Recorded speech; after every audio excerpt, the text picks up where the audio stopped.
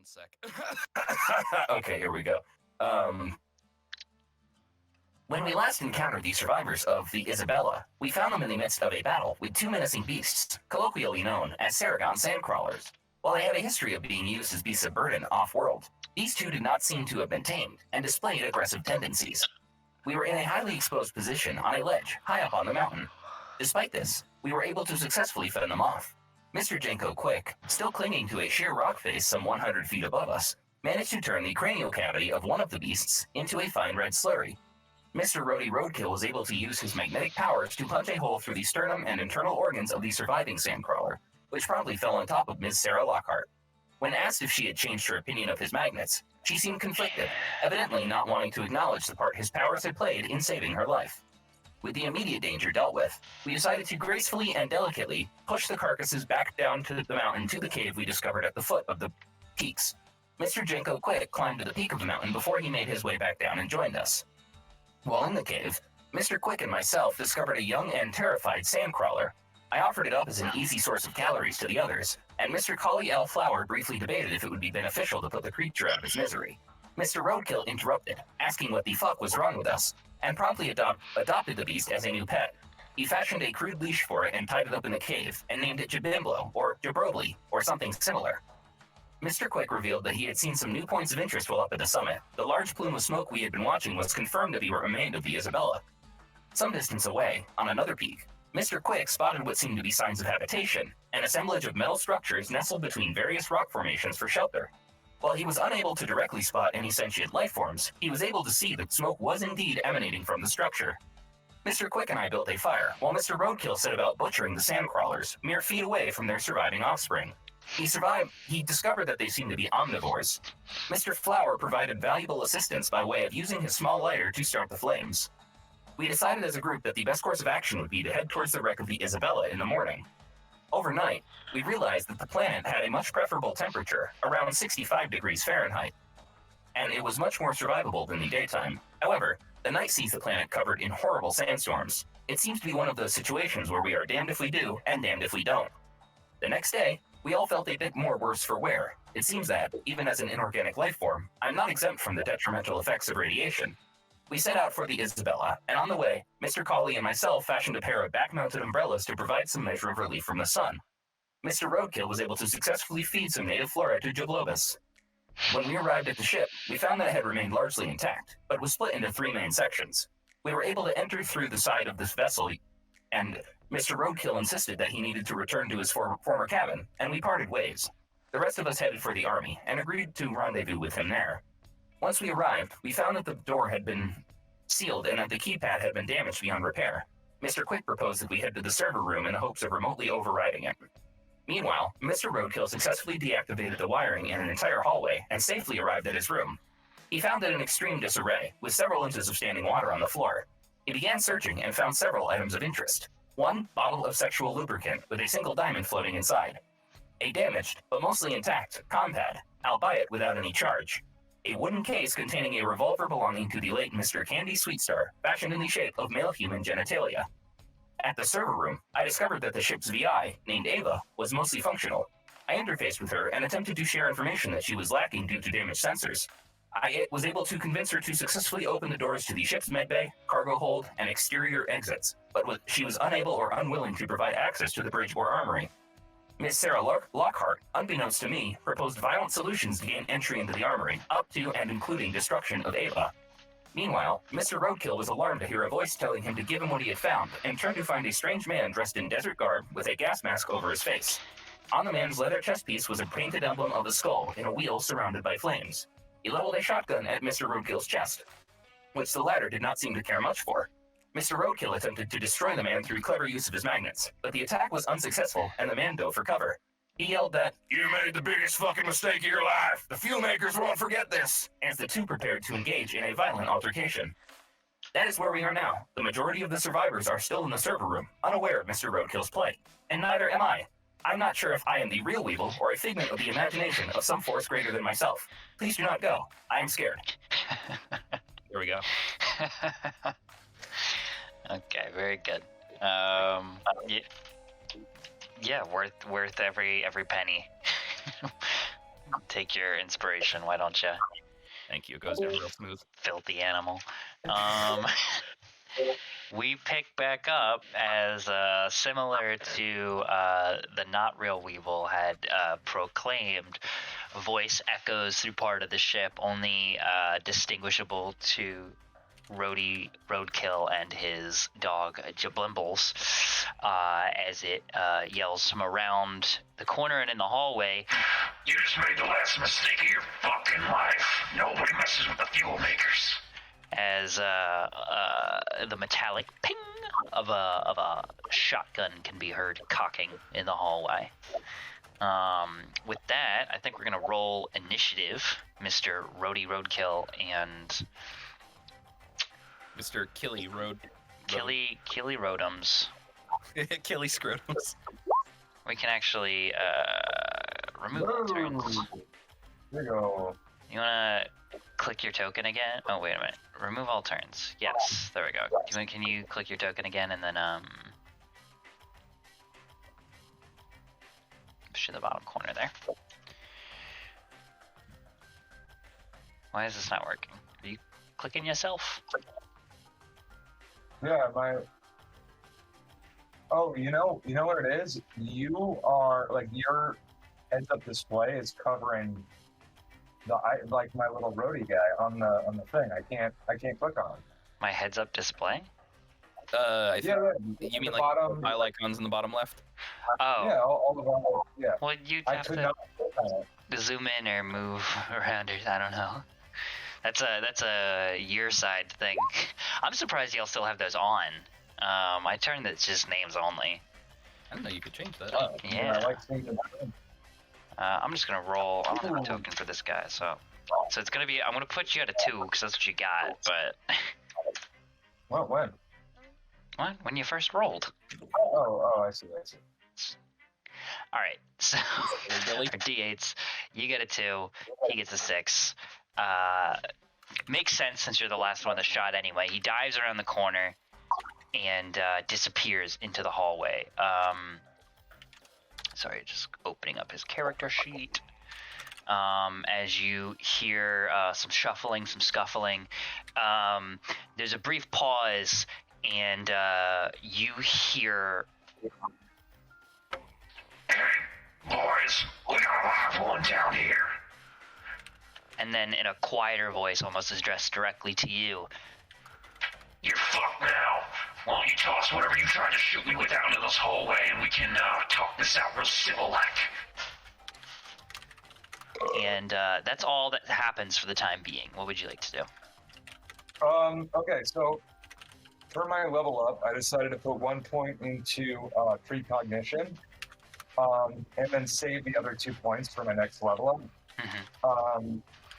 So I'm going to use my ability to look a minute into the future and see what I see.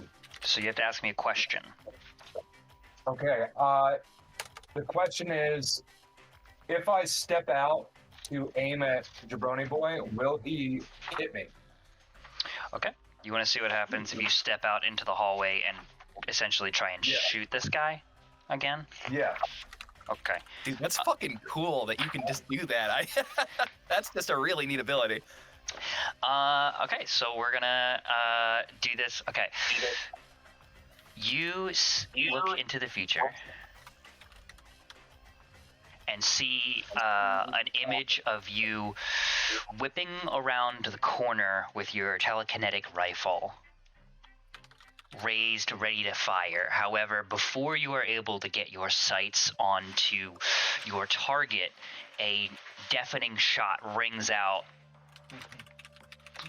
inches in front of you as one of your kneecaps is essentially blown out with the remaining shot. However, why don't you go ahead and roll me an attack roll? The remaining shot that's in this shot-off shotgun, as we've kind of previously discussed. He only has one in the chamber right now. As your aim is thrown off and a errant shot kind of, you fire one into the floor with your telekinetic rifle. From there, you have an image of him essentially duking it out with you into sort of a melee-esque fray where he sort of pounces on top of you and begins swinging on you with some sort of blunt instrument to minimal effect. Why don't you go ahead and just give me another attack roll?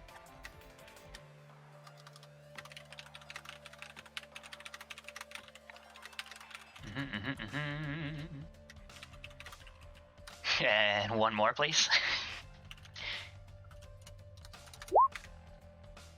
This is, I don't know if it's the system or what, but this is something else. So one more, please. At that point, I guess I can't. All right, yeah, I'll do the right thing again. Okay. This is we're taking some liberties here. All right. You see this image kind of go on for a while. Essentially, you are immediately blindsided as you make your way into this hallway. You see, if you sort of take the conventional means of trying to rush. What happens after that begins to get a little hazy as you are caught up in a flurry of fists and lead pipes and your telekinetic rifle. A scuffle ensues, but your precognitive abilities begin to wane as the scuffle continues for some time, with each of you exchanging blows, rolling around on top of each other, trying to get some distance, trying to close said distance. It gets really messy. That's what you see. Do I have so from that, precog sort of thing, I would be able to, in theory, surmise generally where he's standing in the hallway? Yes. I'm going to aim my telekinetic rifle at the wall. The goal is to shoot through the wall to hit around where he is, hopefully to hit him. Probably not going to realistically, from a player standpoint, but that's what I'm going to do instead of going out into the scuffle. Okay. Current effort. So that's actually going to be technically your turn for the most part. Like, you're not going to be able to attack again because you committed effort as main action to look into the future. Yeah, okay. Do you have like a on turn action or like a move or really anything else? No. What I will do is I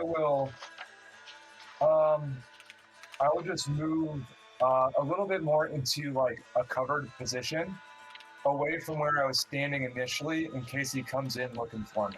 Sure. You kind of back up towards the corner, kind of slide that armoire that Candy had out a little bit, and kind of crouch down in this corner, sort of partially behind the armoire, and also kind of perched up on one of the cots that folds out of the wall. So you have this like half cover behind that, and another sort of half cover behind the armoire that you've kind of slid out. Cool. And a solid shot on the door. I need a notice wisdom check from you for a second, as you hear some scuffling from outside as kind of combat boots creak on wet floor. And does he just have, I believe he just has a skill. Yes. Sick. No. Yes. Are you fucking kidding me? Yeah. You hear a metal ting as you see bounce off the doorway a shiny, small, kind of palm-sized metallic object that ping and then bounces into the room, sort of landing in the middle of the room. Gut reaction, what do you do? Use my telekinetic abilities to force it back into the hallway down where that guy is. Great. You kind of commit another point of effort to launch it into the hallway. You see it slides out of the room, bounces off a piece of rubble, and kind of bounces back in your direction. There is a brief pause before you hear. Oh, okay, I see. You think you're some kind of fucking smart guy, huh? This is your last chance. Surrender. Throw whatever the hell you shot at me out in this hallway. De-arm yourself. And maybe I'll only rough you up a little bit.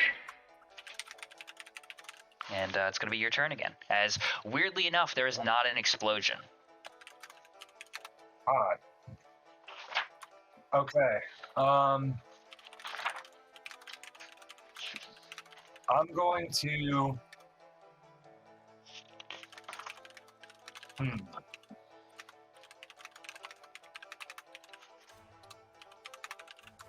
Let me think. You know what? Here's what I'll do. I'm going to take Candy's penistal, and I'm going to slide it to the entrance of the doorway. And wait. And when he walks into view, I'm going to fire at him. Okay. You see a foot stick out to kind of grab it with his foot and then pull it back, which would be your prime opportunity. You don't think he's going to step all the way out, but you realize this is the chance that you have at this moment. I'm assuming you take that shot. Come on, baby. 18 and 11 damage. Holy shit. He sticks his foot out, the metal clank of combat boot on top of this weird double-balled barreled pistol, kind of the metallic rattling as he begins to scrape it across the floor and drag it back. You line up a shot, close an eye, and let loose with this telekinetic force as it collides with about like a quarter of the way up his shin, and it just the muscle, the pant leg, it just swirls and spins and is caught up by this telekinetic force as it rocks through his entire leg, taking his foot clean off and leaving a sizable dent in the hall on the opposite end. As the hallway is just filled with blood-curdling screams as this guy collapses to the floor, and you can see blood pooling around Candy's pistol. You know that he is mortally wounded and unable to fight. Okay, I am going to, from this position, I'm going to run over to the wall. I'm checking corners. I know he called somebody, so I'm going to check corners, just make sure that nobody else is in there. And then I'm going to take Candy's penistal, and I'm gonna get out of there. I'm not gonna like finish him off. Yeah, not gonna finish him off. Rhodey will, just for flavor, Rhodey will pick up the pistol, look at this guy that's essentially like, you know, about to bleed out, and instead of like killing him, even though he's gonna die from the wound anyway, he decides to. Can Rhodey tell if this dude's gonna die regardless? Oh, absolutely. You've taken him to 0 hit points. It's one of those things that the book describes, and it's like a fun, I think, take on this, where because there's this weird stage in combat, or rather, what am I looking for? In the terms of like death and dying, and I'm looking for it real quick in the book just to, again, make sure that I'm not giving bad advice out here. But essentially, when you're dropped to 0 hit points, you can no longer fight, right? You are not necessarily dead right away. I mean, we can narrate it as dead, and we will in some points. But you can also just be mortally wounded. You'll die in no more than 6 rounds. They may be unconscious, screaming for their mother, or trying to press vital organs back into place, or otherwise begging for mercy, but they can perform no useful action, and their fate is sealed if no immediate aid is provided. So it's just a fun way to be like, I'm bleeding out, hey, wait, fuck you, don't leave me, and he can't shoot at you, he's not allowed to, he might as well be unconscious mechanically. But, yeah, it's a fun little flavor thing this game presents as an option.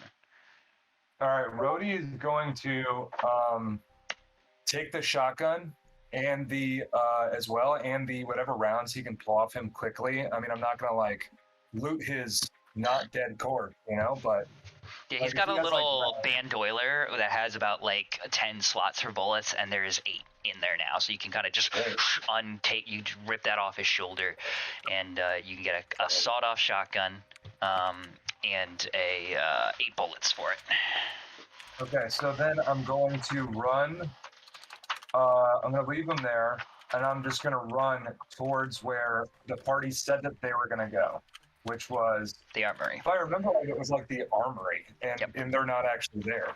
Well, they went there, but Exactly, they're not there now. Yep. But you head towards the armory because that's what the agreed meeting spot was. So yeah, you step out into this hallway, grab the pistol, and see this man just clutching his leg. Oh my fucking god! What did you do to me? And you just kind of take his gun away from him, and a couple of the bullets off that bandoiler. And as you kind of look over your shoulder, he's calling out, "Don't fucking leave me here, man! What's your problem?" And you disappear towards the armory, which you have directions to get to. As this man's cries echo down the hallway, getting further and further away as you head towards the front of the ship. We cut to the rest of the party, making their way towards, if I'm not mistaken, from the server room to, was it the med bay or the cafeteria? I think we had said the med bay, but I would like to have like one more quick conversation with Ava before we go.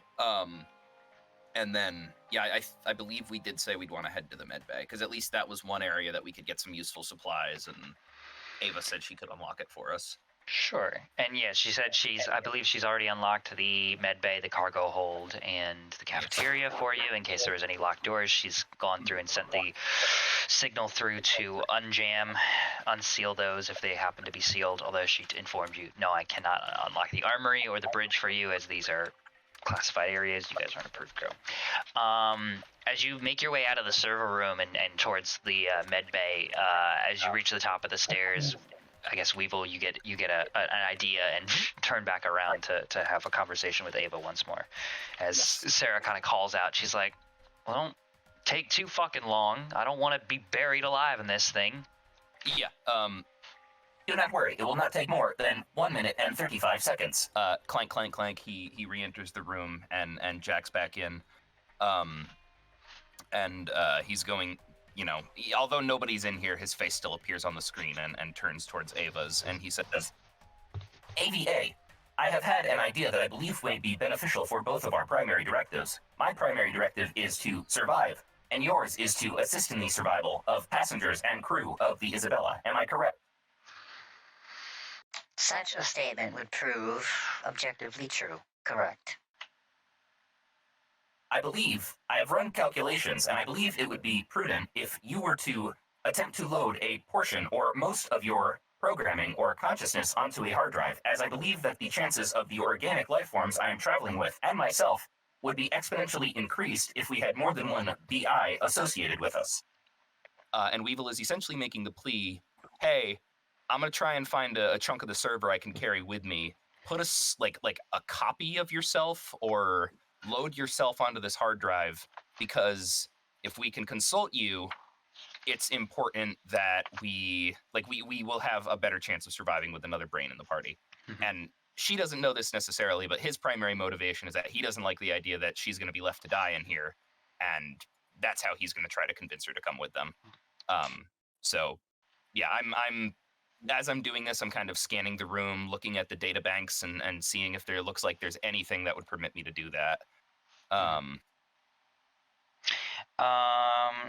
She posits for a moment, and while your previous statement may not prove directly incorrect, I am unfortunately unable to fulfill said request at this time. A large enough storage unit is not available in the premises. My VI integration to this ship's software is immense in terms of data storage, and Unfortunately, the various servers and data slabs posted throughout this room are all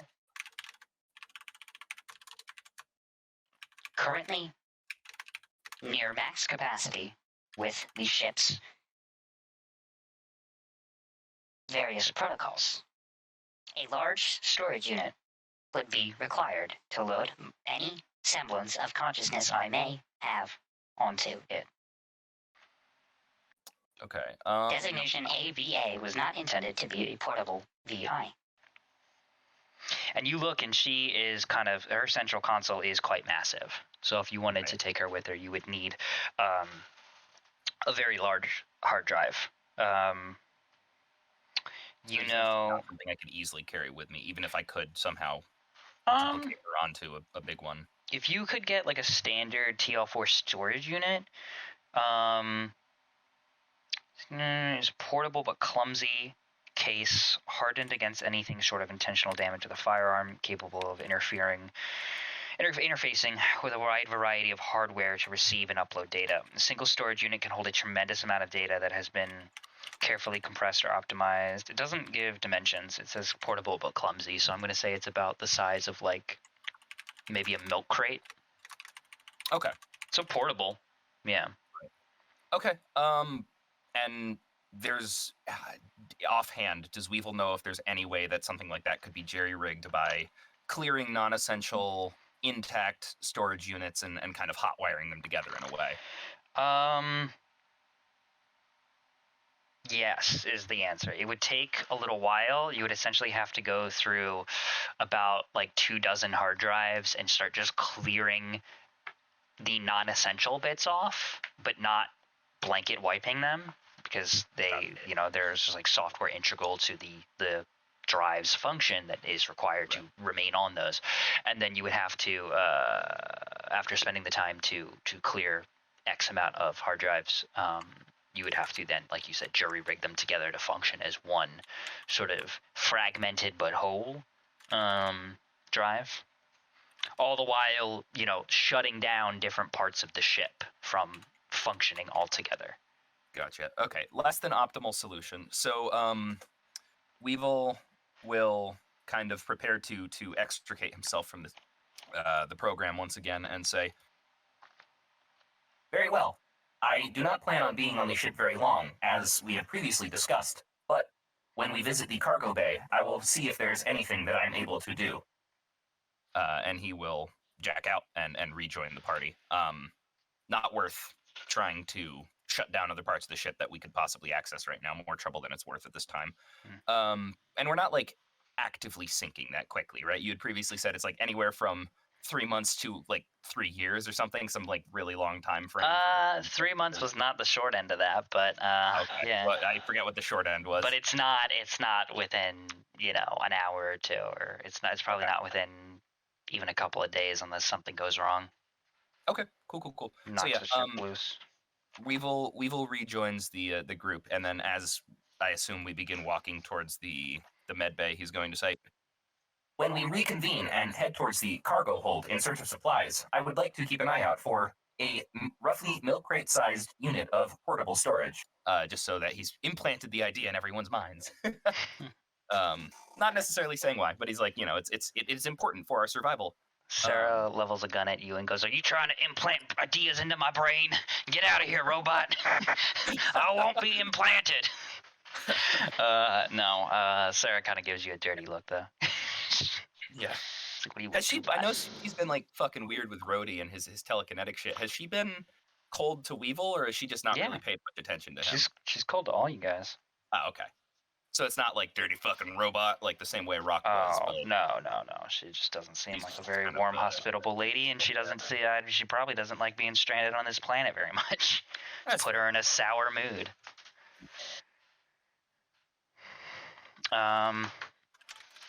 Who the fuck is sending me emails on a Sunday night? Stop working, assholes. Like all work emails. Anyway, so medbay, yeah? That's the plan. Okay. A light sort of trip is promptly made around the outskirts of the ship. Down a couple, or up a couple of levels, rather, through the winding, tilted staircase, through the deserted, creaky, wire infested, dimly red lit hallways of this otherwise deserted and mostly destroyed ship. As you wind your way through some metal corridors to find signs beginning to lead you to the med bay. However, as you round a large rounded section of the ship, essentially a floor below the observation deck, which is in itself a floor below the bridge. So this rounded section towards the front of the ship, the deepest part underground, essentially.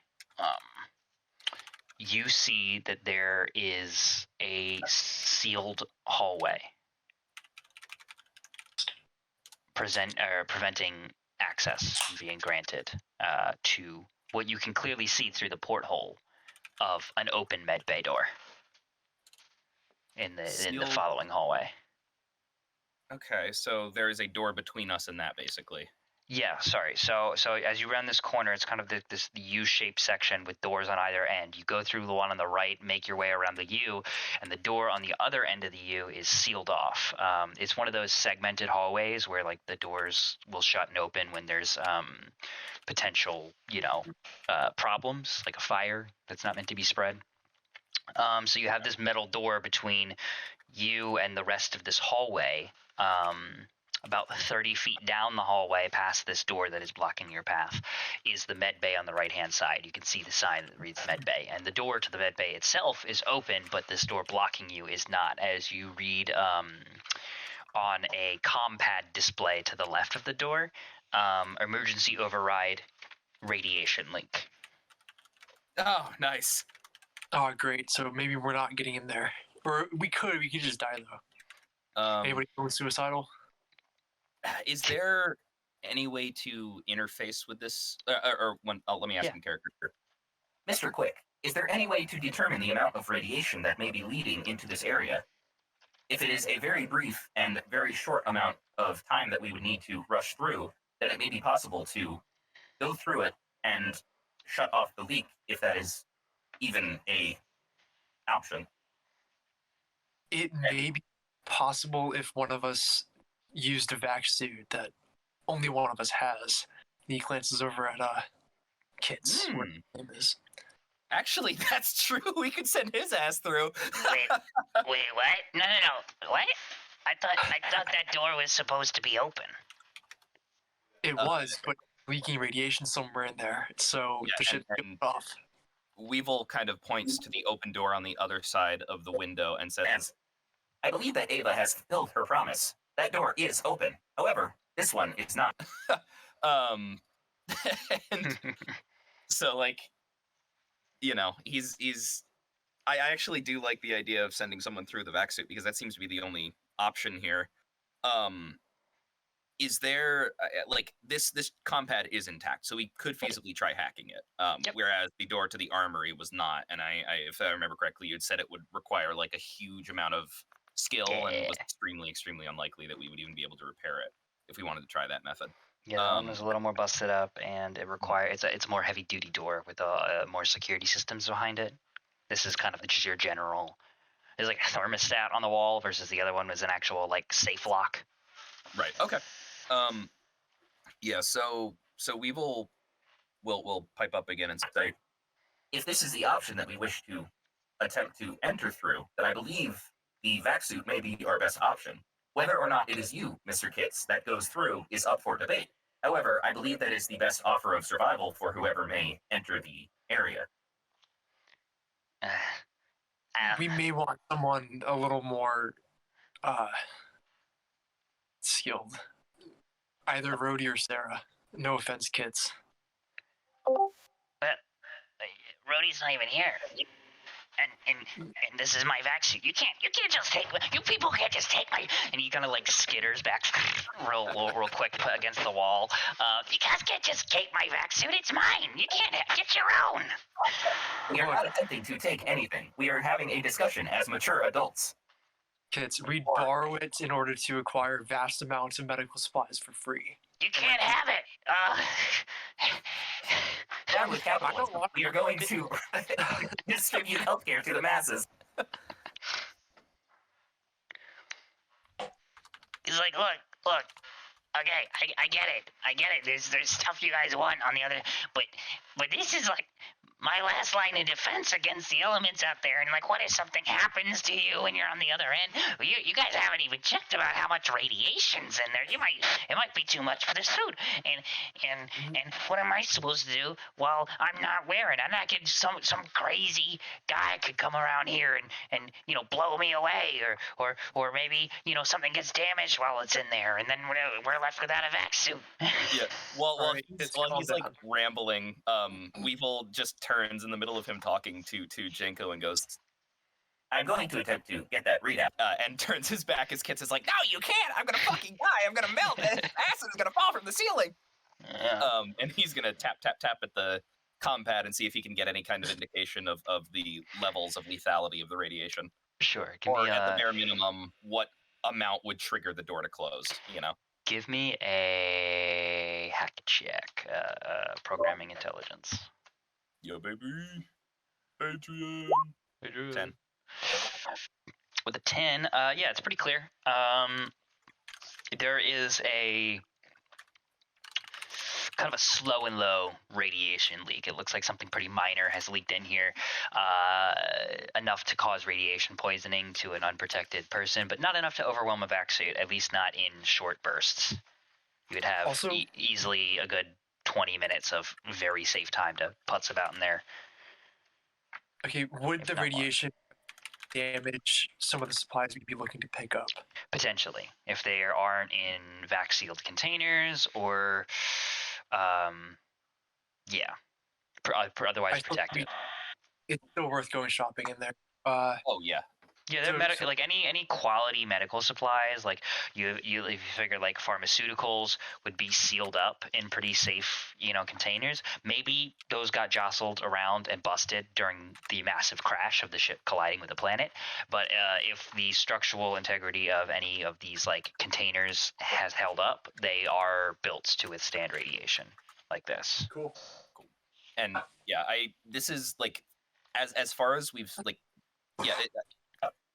As far as we have seen, apart from the breaking up upon entry of atmosphere, the Isabella seems like it was a fairly well-constructed vessel. I believe it is possible that some of the containers may have survived impact. It would be vastly helpful if we were to be able to perhaps gather some radiation medicine or other valuable medications. As you say that and turn around, you tune back into the conversation happening, and Kits is just ranting at Kali, who's the only one who's paying attention. And my scales are gonna rot off over time from all the radiation poisoning, and I'm not gonna be able to have kids like my mother always wanted, and And he's just going on and on. yeah, man, whatever you say. That does Not sound to be pretty bad. brash, dude, but we should probably focus on getting off the planet first. Also, like, dudes, what the fuck is going on? I can You're like, this fucking lizard has been yelling at me, and I don't know why. yeah, I've been Ollie's doing- eye I've been just wore off. for the past hour. Yeah, I could give a really quick rundown. Essentially, Weevil talked to Ava again. He's now looking for some kind of hard drive that he could attempt to load her consciousness onto. And we have made it down to the med bay, and we are currently blocked by a door that says radiation levels, like, warning, and the med bay door beyond is open, but the radiation levels are high enough that they would provide radiation poisoning unless we had some sort of vac suit. And the only person with a functional vac suit is this paranoid Kits Yeah. Thrax dude. Who's And he just, refuses to use like one of the main functions of the vac suit to go in there. He's like, I can't take it off. I'm gonna fucking die. I'm gonna melt. And he's been going for minutes. And meanwhile, not tell him to take it. Not tell him to take it off, but send him in there. we tried. No, That was our first question. Well, not to be fair, immediately it was posited. We need somebody let's get Rhodey or Sarah to do it. And he's like, you guys can't have my vac suit. And they were like, well, yep. Very well. Would you be willing to go in there yourself? You could still wear it. I mean, is the robot telling the truth? Is it not that much going on in there? It's just a little bit of baby radiation. Well, look around, man. I am a virtual intelligence, not a robot. Well, look around, man. We've been with you this whole time, and we haven't seen anything besides us. Am I right? And Well, no, it's in there, though. and he points beyond the sealed door that's supposedly keeping the radiation at bay, is where you want him to go. yeah, but we'll be right here. You know, if anything goes wrong, we'll have guns and stuff to back you up as you run out. Guns can't fight radiation. We're not fighting your suit fights the radiation. Bro, I'll be with you the whole time. Just take your compad and we can talk through these. Okay, I also have food downstairs. I'm so sorry. Okay. I was just about to ask him to make a roll. Hey, no, okay, can I roll for a connect? Yeah. Uber? All right, I'll be right down.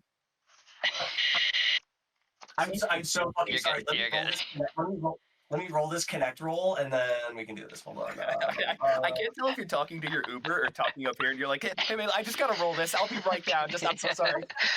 I'm gonna do a connect charisma and then run. Yeah. I hope Six. this fucking works. We'll roll a burrito check. Does that pass? We'll see. Okay, just go get your You're an expert in burrito. Wait. Okay. Here's Go get your just food. in case it doesn't pass, I use my expert thing. Okay. Like, dude, we'll be with you the whole time. Go get your fucking food. Like, I'm waiting to narrate what happens until he gets back. But he's not leaving. All right, now that he's gone, let's talk shit on him. Stinky boy. Yeah, he is a stinky boy, isn't he? Stinky boy. All right, this is fucking chaotic. Stinky boy. Okay. Hey. Self-destructing. I've lost the will to live. 4, 3, 2, 1. Yeah, Weevil is canonically playing every sound that I play through his like speakers, so you just hear like Kit's freaking out in the background, followed by. Does he have fucking Tourette's? like Weevil's just a robot who just can't help but play old sound effects. Yeah, okay, we're waiting for you to get back. You don't have to use your expert thing because an 8 pass, so you just go ahead and just keep in mind that you have that still. Kit looks you deep in your sunglasses. And something connects with him. Some sort of deep resonant calm takes over him as he's unable to see the stress and bags underneath. Yeah. And you see his muscles physically relax as he's like, yeah, okay. Okay, guys. Yeah. What should I be looking for when I'm in there? Okay. This is going to be a bit of me pulling up the PDF of Stars Without Number to look at medical supplies to see what might be standard, and then basically give him like a description of like search for sealed boxes and anything that says MedX on it. You know, like just like 2 or 3 very common, very useful types of medical supplies that he can probably locate. Like if you find any syringes, grab them. Don't poke yourself though. And look for a motorcycle. Yeah. See if you can find a. Let me see. I think it's like 75-ish. Vehicles, I think. So. 73 is pharmaceuticals. 72 general equipment. 70. Okay. All right, I'm trying to see if there's anything that will allow the healing. You think you could find some Rad-X? Yeah, that's literally what I was looking for. Anything that would help with radiation poisoning. Bezoar should be able to affect that. It's a complex antibiotic cocktail, effective treatment for a wide variety of infectious diseases. I'm going to include radiation poisoning under that. When applied, roll 1d6. On a 1, this victim cannot be helped by Bezoar, while otherwise the affliction is cured within 24 hours. Each application of Bezoar adds 1 system strain to the target, and it cannot cure cancers, bioweapons, or congenital diseases. Okay. I have to look up what a congenital diseases real quick. Yeah, I'm giving him the description of Bezoar's. Infant diseases. You might want to look for some lift as well. Lift could be really helpful. Yeah. Weevil. So, can I upload and download things to and from my compad easily as a robot? I don't know. I just like I feel like Weevil kind would have of, depending on. Essentially, what I want to do is show him pictures of the general packaging of these, but they're probably very outdated packaging. Or do like a video, like a live feed video thing. Have him walk Yeah, through one sec. Allow me to set up AirDrop. And we Yeah. essentially wants to upload images from his own hard drive, his database, like his manufacturer's protocol of like this is. Okay, yeah. If you have them on your system already, then that's no problem. I mean, I don't have that written on my sheet, but I think Yeah, that makes sense. You're a backstory, it's medbot. there. Yeah, you have so- old ass pictures Cool, before yeah, so the I'm- logo changes and the rebranding. Yeah, like a really old Coca-Cola bottle. Exactly. I show him Bezoar's lifts, and then I also describe medkits to him because they're just medkits just basically being the first aid kit of Stars Without Number. Yeah. And so I'm hoping he can hopefully locate any of those. Okay. Okay. Sure. Yeah. I can look for that kind of stuff. Okay. Look double hard for anything that gets rid of radiation poisoning, just in case, we catch more. Mm-hmm. Okay. And he's like, Okay, just open the door and I'll head in. Okay. Does the vac suit have any kind of facial cover for him? Or is he it has a helmet. Yeah, that's how it protects from.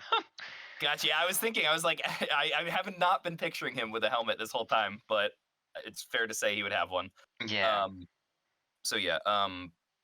I'm going to poke at the pad and see if it looks like it would require hacking to get past, or if it would. You have to turn off the manual or the automatic override. Gotcha. So, but it shouldn't be too difficult. Yeah. So Weevil will say, radiation does not blow out of a room, much like smoke or something else. However, it would be wise to stand back once these doors open. I plan on vacating the area until we have been able to get what Mr. Kitts is about to gather. And so he's just, giving a little word of warning. Don't stand in front of this thing. You might get blasted with fucking rads. Yeah, I'll follow that. Even though he has to stand here, for flavor's sake, I'm probably not out of the range of safety. I have extended the wrist jack port as far as it'll let me go. So it's this wire that I've stretched, and I am interfacing It's only like 18 inches, so you're just an extra foot away. Exactly. It's the arm fully outstretched. Yep. He is as far away as he can be as Kitts kind of stands by the door with his helmet on, and Weevil begins attempting to bypass the override. The program intelligence.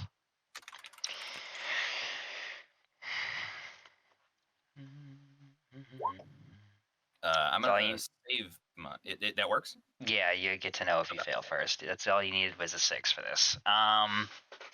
You just manually override the override, and the door depressurizes, unseals, and slides up from the floor into the ceiling. And Kitts immediately just starts weaseling his way in, very speed walking. He walks down the hallway and quickly takes a turn into the med bay. And you just hear rummaging around as he's knocking shit over, echoing Can down this cavernous hallway.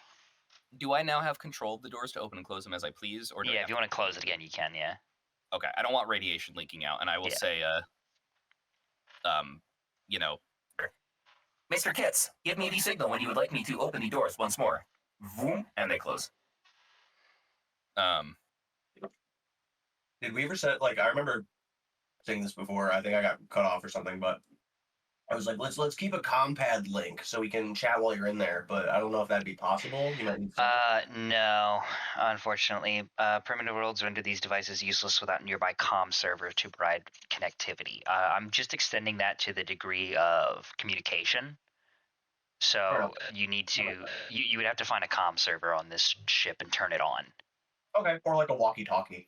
Yeah, or you would have to get a walkie-talkie, yeah, which exists too.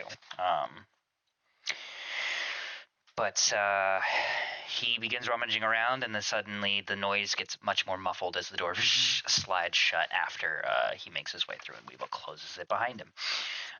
We cut back to Rhodey, who, through navigating around this ship and getting turned around once or twice, you find yourself awkwardly standing outside of the armory door, still sealed with no sign of your friends in sight.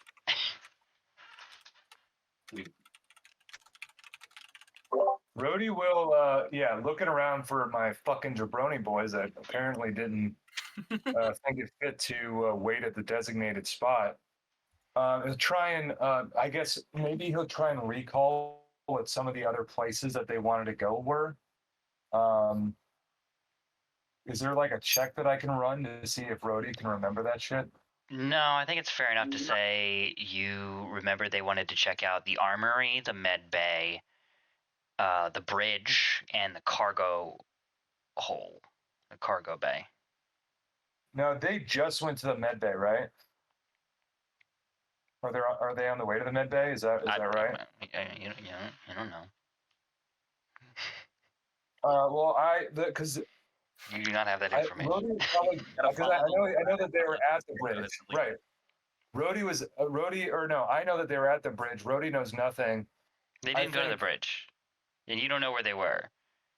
They weren't at the bridge. Oh, so what you know is this: you were told, "I'm going to my room. I gotta get something. I'll meet you at the armory." You have now gone to the armory, and they're not here. The previous areas they talked about were the armory, the bridge, the cargo bay, and the med bay, and I think maybe the cafeterias. They talked about maybe picking up some rations as well. That was a loose idea. You know they're not here. And the fact that you don't even know where they were before because it wasn't the bridge is even better because Rhodey wouldn't know either. And I'm not, yeah. So you're standing outside of the armory. Nobody's around. You maybe knock on the door a little bit. There's no response. It seems sealed up. Yeah, you don't know where they are. You know that they talked about these other places, but you have no idea which one they went to if they're there. Yeah, I think Rhodey will do medbay specifically because he just got into a fucking gunfight. And if there's more of these guys coming and he can't find the crew, well, he might need some, I guess some med packs or something just in case, because thanks. So Rhodey will go to the med bay. And and Rhodey will, as he's walking, "Hey, where'd you guys go? I thought we were meeting there," and just like kind of yelling out for him. Hoping that they'll hear him. Why don't you give me a check? I think I'm going to ask for perhaps one of these intelligence check. No. This is a check to recall the layout of the ship because unlike the rest of the group, you do not have a VI with a virtual blueprint of the ship's general layout with you. So you just have to remember if you knew where the med bay kind of was on this cruise line. Do they not have like any signs? They have signs, but it's a big ship, so it's like, oh, if it's 4 floors up and like all the way over there, like there's not signs for the med bay all the way across the ship kind of deal. Like only when you get close does it start directing you towards the right spots. Gotcha. A lot of the sort of more more nuanced navigations of this ship, like a directory maybe, was mostly digital and has been kind of shut down and broken during the crash. Power is not circulating in this ship, so it's hard to like, hi, I'm, like Ava might jump in to be like, hello, what can I assist you with? And you're like, I need to find the med bay. It goes, it's on the 3rd floor. But that system has been shut down during the crash. Right. Because everything's fucked up here. The 6, you feel like you briefly recall where the med bay was, as towards the first month of your 3-month journey on this ship, Candy had you repeatedly going there to ask for prescription drugs, but you never got them, so you stopped. And so it's been a while since you've been there, but you're like, I'm pretty sure it was on like the 2nd floor. So you start heading up and over in that direction, winding your way up and around, and I think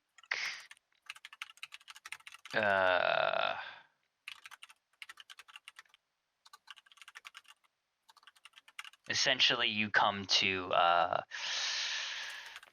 similar situation to what I was describing earlier, with as you round a sharp corner following the signs that are now physically posted, medbay this way, around 2-3 corners, you come to a small hallway after a right turn that immediately ends in a metal door locked that says, override, automatic override, radiation detected.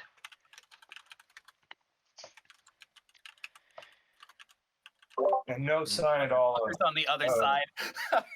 No sign of anybody else. Yeah. Rhodey will at this point call out again, just in case anybody's close enough to hear. Hey, ain't any of you around here? We were supposed to meet. And he's getting pissed. I was just in a damn gunfight. It is at this point you give me a notice wisdom check. Notice wisdom. Notice my wisdom, bitch. You want to notice my wisdom? I am keeping my kinetic armory up, by the way. Okay, so we're in a new scene, so that's gonna, I think, come off, and you're gonna have to re-engage it. But you'll get essentially, you'll get a net 2 effort back from that, I think. Or no, Okay. you only get 1 back because you have to commit for the day with precognition. Right. So you get 1 back. So I have 2. Yeah. Okay. Sick. As you you look over your shoulder for a brief moment just to make sure like nobody's following you, you don't have any, and as you turn back, there's a porthole in the door that's sealed ahead of you, that supposedly is where the med bay is, and you just see like a shadow slink by, just like too quick. As you turn back around, it disappears around sort of the natural bend of the hallway. It is in this hallway that is sealed off. We cut back to the rest of the party as Kits comes scrambling back to the door, and you just hear, "Open it up!" Yeah, doors open, let him out, and then he scrambles through, kind of falling to his knees clumsily, almost dropping all of this, but kind of scattering it on the floor. Not enough for it to be like damaged or broken or anything like that. But his arm's full of supplies he's got. He goes, there was something on the other end of that hallway screaming about a gunfight. I don't think we're the only ones on this ship. I'm ignoring him. I look down at the supplies. Weevil does not care about this man even a slight amount. We're gonna get shot. I don't have a gun. You look down. Dude, and then and Collie will look around and be like, "Wait, a gunfight? We are missing one. You don't think it could be him, do you?" If it was only one, if it was only one. Who would he have gotten in a gunfight with? I think it's a desert cannibal. As Weevil, you look down and you notice a small collection of medical supplies. It looks like there is a singular med kit, kind of just like stuffed to the gills with loose supplies that he probably jammed into this kind of metal first aid kit kind of container. Inside of the med kit, along with the standard med kit supplies, is a dinged up but working bioscanner. As well as two small kind of cases, and you pop them open, and they have different prescription meds inside. Most of them kind of topical and non-important. You know, your aspirins, your neosporins, etc., etc. But in one of them is 2 bottles of Bezoar. And inside of another one is 4 vials of lift, 2 of which have broken open and shattered, and 2 of which are still intact. Okay. That's actually not a fucking bad haul at all. And Weevil will turn to Kits, who's presumably taken his helmet off at this point, and his torso pivots 90 degrees, and he extends a hand, and he just pat the top of Kits's head a little too hard, and he says, Excellent job. Thank you, Mr. Kits. You hear as Kit's neck snaps beneath the pressure, and you kill him. "Oh no, I crushed his head like a grape." He scrunches his head a little bit. He's just like, oh, easy. Okay.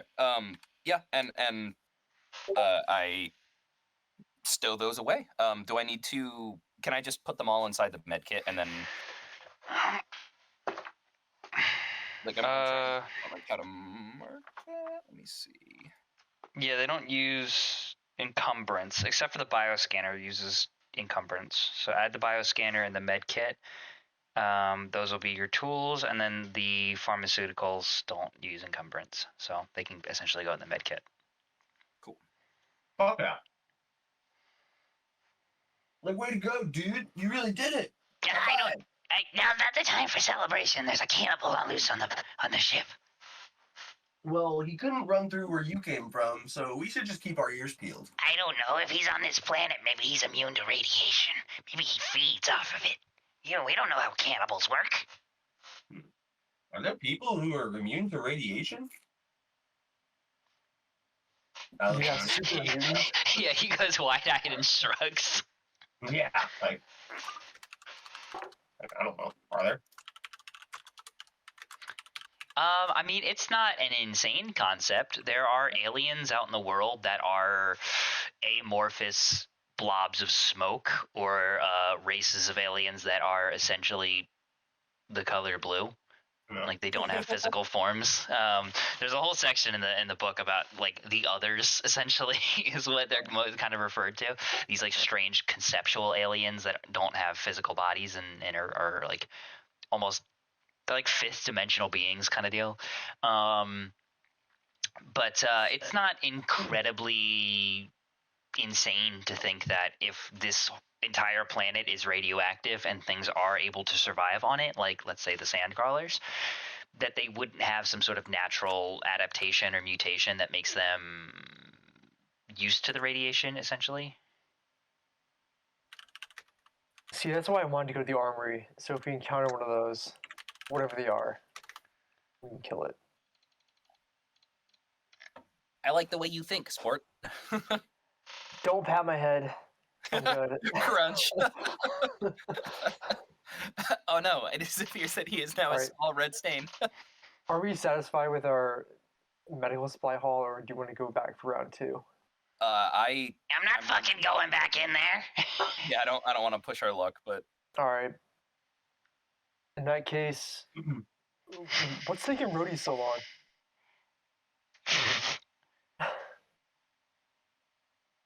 Fuck Rhodey. We're the ones in danger. There's a cannibal. What is wrong with you people? Wait, didn't we say we were gonna meet him at the armory or something? We just kind of left. I still do want to get He in was the there. one who left first. He was Yeah. a Debo, we but I believe it would be a good idea to try and retrace our steps and reconvene with Mr. Rhodey. Well, we are done in there, and maybe we can find some sort of USB drive or plug-in for Ava somewhere else. Because I don't think anyone's going back in this room, and I point to the med bay. I mean, cargo hold, baby. But that's all the way back in the rear of the ship. Okay, Alex, can I make like a memory check to see if I remember any cool vehicles or shit in the cargo bay somebody was transporting? They had a Is that a thing? Did somebody bring a car or like a doom crawler or anything? Yeah. You recall there was actually a vintage Aurora grav car that was being stored for transportation onto Saragon 3 by some like rich yuppie, and he was along with a passenger riding as a passenger. He brought his ride along with him as part of a building out his new car fleet for probably some Saragon 3 beach house. Okay, as that memory procs in Jinko's mind, he says, all right, guys, hypothetically, if there was a sports car in the cargo bay, I call shotgun. Hypothetically. Like, we have more important things to worry about, bro. And I'm gonna help Kit stand up and like start making our way towards, I guess, like the cargo bay, back towards the entrance of the ship, looking for other things. I think cargo bay should be our last place in case there's a way to get out of it with a car. It was in the other half of the ship, if I'm remembering correctly, right? It's the From back what I remember, of the ship. Yeah, the cargo bay was all the way in the back, and then the bridge was all the way in the front. So yeah, wait, but remember the ship was split in two, and we went in one of the halves.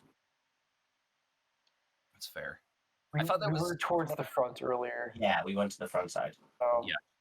But we still haven't really sought out the bridge, so that is one more stop if we wanted to do while we're here. So we still got the kitchen, which we need to get some rations, and then we've got the armory, ideally, to arm ourselves, and then find Rhodey, I guess, if we want to. I guess. And then probably exit through the cargo bay, in my opinion. Yeah. Okay, so next one up is It's the armory, even if we didn't get permission from Ava. Well, I mean, essentially, okay, so I just want to walk back through what we've known about the armory so far. It is essentially a very dense, very like the armory is not just the door. We can't get in through the side. It is a box that is comprehensive. The only way in is through the door. And the ways we had previously discovered that could possibly get us in would be attempting to completely wipe the ship's operating system, basically restore to factory defaults, and then that might give us an easier way of accessing it, which would basically mean deleting Ava. And then we had also realized that we could try to overload the circuitry by bypassing the comm pad and causing the door to short circuit and open that way. But, the problem with that is we're on a ship that has very limited power, and we would need to possibly sacrifice multiple valuable power cells that we wouldn't easily be able to recharge or find some other method. So those were the two methods that I most vividly remember. We may also be able to try and still bypass the comm pad by isolating what wires we could use, but that would be a very, very difficult thing to do. So that's all. I just figured it'd be worth mentioning that. Mm-hmm. Absolutely. Does that change anything, boys? Maybe look for Rhodey first, and maybe he could help us potentially if we need to use some psychic hammer or something. I don't know. If we can't get through in a smart way. I love that if we can't get through in a smart way, there's no plan to get through, and the solution would be hammer. Just one made out of energy instead of. Now I'm just picturing Weevil working on something, and he's like, Mr. Rhodey, please pass me a Phillips head screwdriver. And Rhodey conjures a flathead screwdriver and hands it to him, and he's like, "You fucking idiot! That's not what I asked for." It's the power of imagination. It's just that scene from Hook. Yeah. So yeah, I think finding Rhodey is a good call. Granted, we have no idea where he We're is. gonna fast track this because it's not gonna be that hard. As you guys essentially begin walking around and kind of occasionally calling out for Rhodey, heading back towards the armory. Rhodey, as you kind of putz around at the end of this hallway, kind of keeping your guard up, looking around, kind of calling out for people. You guys are able to essentially hear each other down the hallway as the party's heading back towards the armory from the direction you came from. You guys kind of reconvene at an H juncture on opposite ends of the H, so you kind of lock eyes across the length of this like long metallic hallway that's got its floor panels all torn up and stuff. Rhodey looks pretty, I don't know, tense, on edge as you guys see him across the way. Mr. Roadkill, you appear very hydrated. Yeah, also he's the only one who's had anything to drink in the last 24 hours. Yeah. Yeah, I found a sink. Where the hell were you guys? I thought we were going to meet at the armory. We were at the armory, but we grew impatient and searched for another method to enter the armory. Yeah, no fucking shit. I just got into a gunfight, and then I'll take out the sawed-off shotgun. Just fucking points Who it out. wants it? Yeah, just like, who wants it? And just kind of offer it up. Oh, God, man. I don't know if I can really use one of those. Well, you can try. Pussy. No. Doesn't say that. Sarah does. She looks over and looks at Colleen and goes, "Pussy." Yeah, that's fair enough. Whoa, man. Look, like, the colleague's got kind of at like lost for words. He's like, you know what? Fine, hand it over then. We'll see who's boss. Oh, no, he's gonna take our heads off. All right, I'll hand him the shotgun, and then I'll give him the bandolier with 8 rounds as well. So, like, how do I check if this has bullets in it, colleague? You point it at your eye, and you look at the barrel. Yeah. Sarah kind of, oh my God, he's gonna blow his own foot off, isn't he? Yeah, you can add just make sure you all are keeping up with your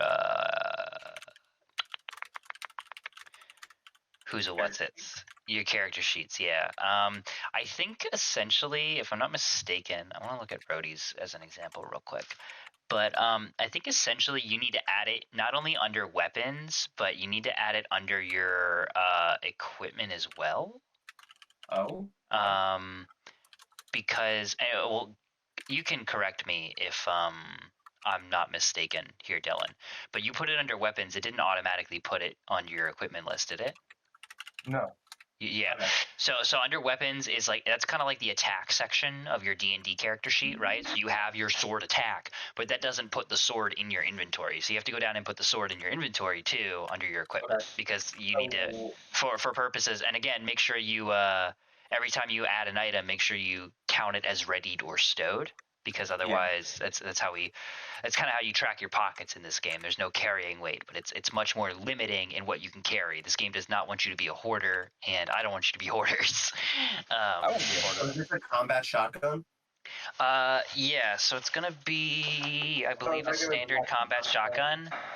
No, regular shotgun. And then the magazine you have to manually. No, it is just never mind. You don't have to manually shut that down because it's default too. You said it was a sawed-off? Yeah, you can change the name, but it runs the same stats as a regular shotgun. Yep. Just making sure I can RP correctly. Yeah, and then with any weapons, keep this in mind as well. You feel free. Mine put it in equipment automatically. Oh, okay, cool. As long as it does that. And everything counts as readied or stowed. That's a physical item at least. Just make sure as well, just for your own edification, that when you add new weapons and attacks to your character sheets, you can triple the range of them. So the shotgun, instead of having a 10-foot range, it has a 30-foot range. You know, okay. It is a 30-90 instead of a 10-30. Sure. It becomes very readily, because these are in meters, not feet. It becomes readily apparent with the grenade, which apparently only has a 10-foot range, which is like, yes, you're telling me I can only throw this grenade to a range where I will also be blown up, and it's like, no, it's 30 feet. Yeah, you can fucking like throw that into someone's bedroom and they can be asleep on the other side and not wake up. Like, Yeah. Yeah, it's just very silly. So just keep in mind that these default ranges are meters, not feet. So we can change them to feet because that's what we're gonna be doing because we're fucking Americans. God. So yeah, Kali awkwardly takes this thing, and you start jangling it around, trying to figure out. You manage to get the barrels open at one point. See, there's no bullets in it right now. You have 8 bullets on a bandoiler. Yeah. Sarah just is like, just make sure not to aim that at anybody on our side. So back to the armory, fellas. Fine by me. Like, do we have a way? Are you able to make a very large psychic hammer magnetic hammer to try and get through the door? I did not know about your psychics. I do not say that out loud. Let me see what I can do. But y'all should know I encountered those cannibals we've been looking for. Well, I don't know if they're cannibals actually, but they seemed real mad. And then I blew his leg off, and then he seemed a little more mad. So Kit's like slams his head into his hands and he's like, I knew it! I knew there were cannibals! And he scurries up close to Rhodey for protection. he starts humping his leg a little bit. A little bit. Just a little bit. He holds Rhodey's... He grabs Rhodey by the pocket and just holds it. Is Rhodey still dragging that fucking poor sandcrawler baby on a leash behind him? yes. Oh my god, it's a corpse at this point. This thing it's just like wandering around, just shivering and just being dragged along occasionally. It's very quiet and very like petrified this entire time. Oh man, that's fucking sad, dude. Maybe we should have put that thing out of its misery. It's seen some shit. Jesus Christ. Yeah, nobody has spent any time with it aside from forcefully feeding it, and it's just being dragged around. It watched its parents butchered. It was around a gunfight. This thing is not cut out for adventuring. Yeah, maybe Nick needs to be the one who keeps the party pets because he seemed to pay more attention to that. Yeah, I'm used to having the animal on my side. Yeah. No, I think it's funny that Rhodey's like, give me that. It just fucking drags it behind him. Literally more like a purse puppy. That's so I like to imagine he needs his hands free, so he just has he just has a belt loop essentially, like the leash is tied around his waist, and then it's just connected to this thing's collar. Wait, is it small enough for Jenko to ride? No, it's like a house cat. Jenko could be one of those like really big toddlers that sits on a cat and gets clawed. Jesus. Maybe when it's bigger. All right. But you guys begin to retrace your steps again through the decrepit hallways, walking uphill through the disorienting stairwells. A ceiling panel falls right behind you, almost clobbering Kali upside the head. Whoa. Close call, as the ship continues to shift and groan in the sifting sands of Saragon 2. You round another corner and make your way back to the black box that is the armory. The door panel on the side of the sort of inlaid section that is the entrance to the armory. The comm panel on the side there flickering with barely any power, just enough to kind of display like a locked interface, barely functioning, fading in and browning out essentially. The sleek metal black door kind of stands before you. Again, virtually featureless, save for like a sticker on there that it's like armory. No portholes or viewing slots to slide open and stick your grubby little fingers through. You see that the black metal extends into the sides of the wall, and then you know that this thing is made out of this material. So there's no ventilation shafts leading in there that you can crawl into. Yeah. So I mean, at this point, I believe our only method of attempting to enter this armory is through trying to overload the door. And we could try other things, but that's what my vote is. Like, we are kind of on a time crunch here in the sense of, we're in a sinking ship and we got to gather supplies and hopefully come up with a course of action soon. Yeah, and also there's like a group of, random possible cannibals, probably not, but so far as we know, that are on the way towards us. So, like, I don't know if Ava would help, but regardless, we might have to go back to her anyway in order to, pick her up, right, Weevil? So maybe we could try overloading it as well as going back and asking again. I do not believe that asking twice would be fruitful, because she seems very set in her ways. She is a VI with a very explicit purpose, and that purpose is to keep the inhabitants of this vessel safe. Barring that, she is not able to do much outside of her core programming in order to aid us, even if she wants to. And Weevil will reiterate, you saw in the room, she was like, I'm not able to grant access to this room to crew member Jenko Quick or passengers, blah blah blah blah blah. Because it's simply not something she's able or willing to do. So we'd have to look for another way than trying to convince her again, I assume. Actually, it might be possible to pull the Janko as a crew member and everyone else is dead. You guys already tried. I don't. Michael, were you conscious last session? You're like, let's go to the army. It's like you guys are already there, and you guys already went through the process of you're not an approved security personnel, and her system is so out of date from colliding with a planet at 1,000 kilometers per hour that she doesn't exactly have the most up to date sensibilities and crew registries. She's not in a place as a rudimentary ship VI to say, well, the president and the vice president are dead, so I guess we'll give this White House janitor access to the weapons of mass destruction. Okay, fair enough. I don't know. So how did we describe that it was Jenko Quick that wanted to get in? Did she do like a DNA scan or anything? Well, she knew. She has facial recognition. And yeah. She does. When you're in her server room, the one place she's still functional, she's like, okay, boop boop boop. I have ship manifest logs of all of you guys, so I at least have your identities. Maybe.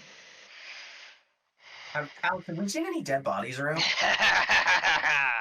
I don't know why I knew this is where you were going. Maybe we can cut the face off the captain and wear it like a skin pizza and fool her. I love that you were like, I don't know if I can take this shotgun, but then you're like, hey, maybe we can just cut the head off. What do we defile a corpse? Yeah, to be fair, I took it that far. I have not said dismember anybody. We'll just drag him in there. That Bernie's pilot him. Yeah. I think primarily anybody that was still on this ship when it crashed with the when it crashed is probably incredibly disfigured, to say the least. You know what I mean? Like you are in a you are hurtling towards a planet pretty much burning up on re-entry because you're not re-entering the atmosphere under the correct conditions, so there's a lot of heat going on, and then just colliding with sand at hundreds and hundreds of miles per hour. You're tossed about, probably crushed into a wall, bones and arms and legs just broken, smashed to pieces upon impact kind of deal. So it's like, I think there are definitely bodies scattered around, but they are not in a feasible place to be used for facial recognition. Well, that gets rid of that idea. Hey, buddy. Hmm. I think if there was there's maybe like a security chief's hand you could Yeah. find somewhere and get but you would have a hard time just identifying the body. It would take a lot of I was effort. gonna say, have we messed with the compad at all? Like, does it need a fingerprint, a voice recognition? Yeah, so to recap on that, as we discussed last session, it needs both a biosignature, so a fingerprint or an eye scan, as well as just an alphanumeric password, neither of Got which you have at the moment. And on top of that, like I said, the compad itself is kind of browning out, so it's like every couple of seconds it kind of flickers and then it powers down and then begins to power back up, and you get the UI interface popping back up, and then so it's not really interactable with right now until you feed it some sort of external power or reroute power to it. I don't know, dudes. It kind of sounds like this might be more trouble than it's worth. I believe it is worth at least one attempt to bypass the security. However, I do agree, time is of the essence. So yeah, I mean, Weevil will collaborate with Jenko if we want to try and jerry rig something. You know, find wires, jack in, and kind of. Yeah. Looking I'm at down. looking at the door, Alex, is there any way that we could get a rough estimate by trying to say like, okay, we hook this wire up here, hook this one up here, and like know how much power we would need to short circuit it? Like how many type A power cells, I guess, is the core question I'm trying to get at. Like what would be the resource cost in order to make an attempt like this? Yeah. I think I think I need a check from either you or Jenko. I think I'd take a sort of program int kind of deal, or I'd take a fix wisdom kind of deal. Yeah, I mean, I could do program int if we want to do that, but I've rolled a lot of checks. I don't know if you want to try any of your avenues, Michael. Let me see if I have any. Let's see, fix. Yeah, I can do fix wisdom. Maybe do it. Want me to add any modifiers? No. Okay. 5. Wow, you fucking suck now. Jenko's sweating, looking over his shoulder. Why is everyone watching me? Thank God. that is a fail. Would you like to use your expert ability, or otherwise I will give you a very vague answer. I'm gonna give you guys an answer, but the higher you roll, the less vague it's gonna be. I'm gonna use the expert or exert ability or whatever it's called. Okay. What does that entail again? You just roll again. Just roll again. Yeah, I mean, it's your core class feature. As an expert, you can re-roll one failed ability check per scene. It's a good thing to keep your head on. Oh wow, It's 6. Wow! Like 50%. The last thing I want to try, Alex, is can he get any No. additions because I was helping him? No. Okay, that's fine. You guys are coming at this from two different angles. Him and engineering, you with programming. Yeah, that's fair. So you kind of look at the sort of serial number and the wattage information, like the kind of electrical kind of specs on the bottom. It's kind of engraved into the bottom of this compad to let you know, like, okay, this is a 12-watt system, blah blah blah. This is how much amperage normally needs to go to it, and you can use some baseline engineering skills as well as some schematics you have of the ship from your welcome package when you started working here to with a 6 deduce that it's difficult to say because you don't know exactly how much is getting to the system right now. You know how much it needs, but the differential is a little hazy at the moment because everything's obviously broken to various degrees. You know that normally 12 A cells would do the job 100%. If this thing was completely powerless, 12 A cells could get this working for a short amount of time. So I'm going to say somewhere between 2 and 12. Did you get with a 6? I mean, somebody wants to sacrifice a bunch of A cells. I have 2 A cells on my Okay, person. Alex, question. It's possible in the armory they would store more A cells because they operate as batteries for some weapons, right? 100% correct. So Okay. it is very likely there are more A cells on the other side of this door. How many? You have no idea. Okay, I think it might be worth it if we use between 10 and 12 A cells to be safe. We could open this door, get in, and then there's probably more on the other side. Yeah. What did- You know, as just obviously a rule of thumb, it is a risk versus reward kind of situation right now, where if you, let's say, decide to use 6 and 6 does not happen to be enough, those A cells will be drained and it will just simply fail.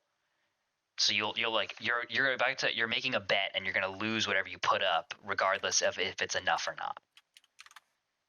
But obviously the safe bet is, like you said, 10 to 12, the higher end, because you're more likely to get through, but you're expending more resources, and vice versa. You know, on the other side of the scale.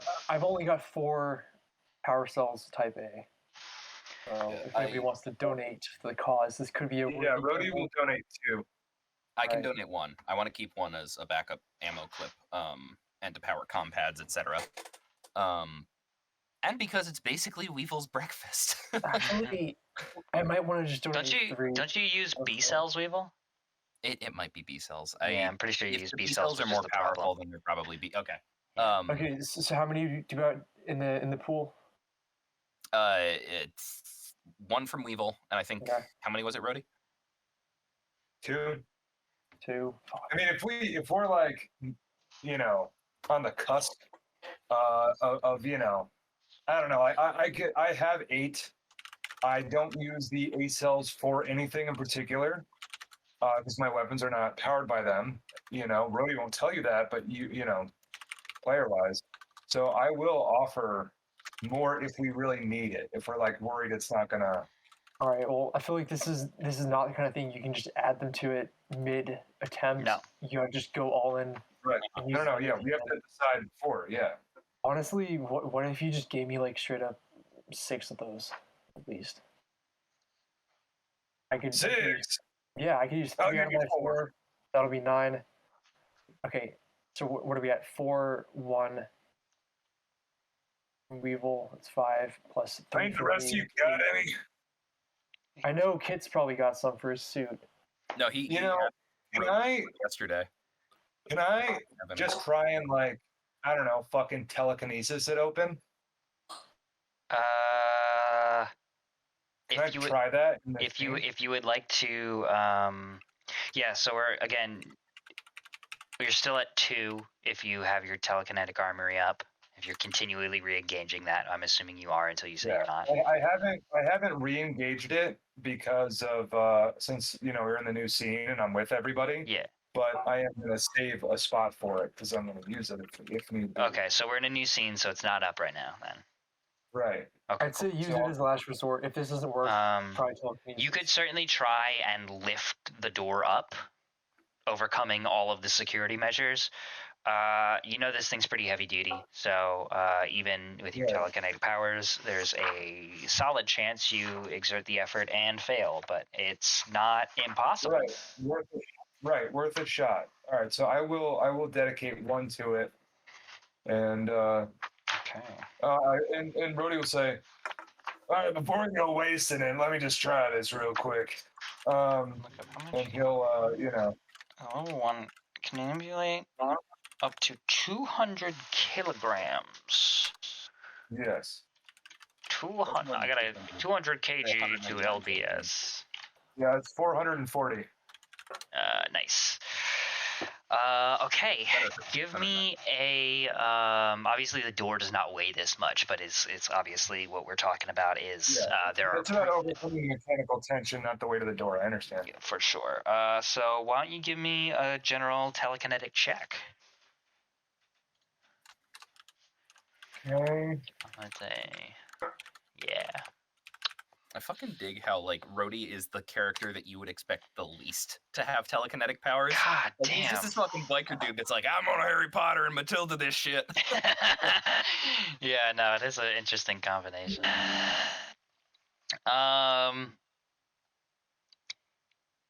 Fuck, man. It's a good Yeah, roll, man. with an 11, you yeah, you're able to get that. I set it to 10 in my head. I don't know what else to say. You see Rhodey kind of get like down low a little bit. Like you have to put your whole ass into this one, Rhodey, as you go to You got pull that up, means. and you feel like your legs buckling up underneath you, as if like while you're trying to lift this door, something's physically pushing you down. You guys see veins in his forehead begin to sort of pop a little bit as he's really straining and groaning. But while this is happening, and it takes like a good 30 seconds of effort, you hear the door before you creaking and groaning more than the rest of the creaking and groaning of this destroyed sunken ship around you, and almost as if just like something inside gives, perhaps a security bar that has been crumpled to bits via this telekinetic force or something, but the door just goes from creak, moan, groan, not moving, static still, to just flies open, kind of crumpling into the top of the door frame, leaving about a 4.5 foot tall opening that you guys could duck underneath, or Janko could just walk underneath, and gaining you access to the armory. Oh my god. You guys notice, as a side note, the browning out compad to the right begins flashing with a red kind of like error, breach detected kind of warning sign, although no like actual security measures tend to actually go off.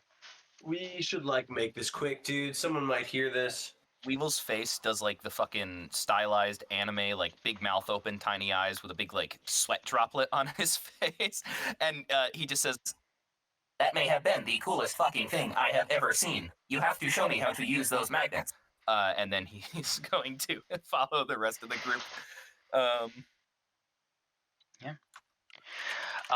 Yeah, you guys notice that while this room is extremely secure and everything else is relatively held up on the interior of this sort of black-walled interior room with sort of sound padding and rubber walls to insulate it, and state-of-the-art sort of sprinkler systems built into the ceiling in case of disaster.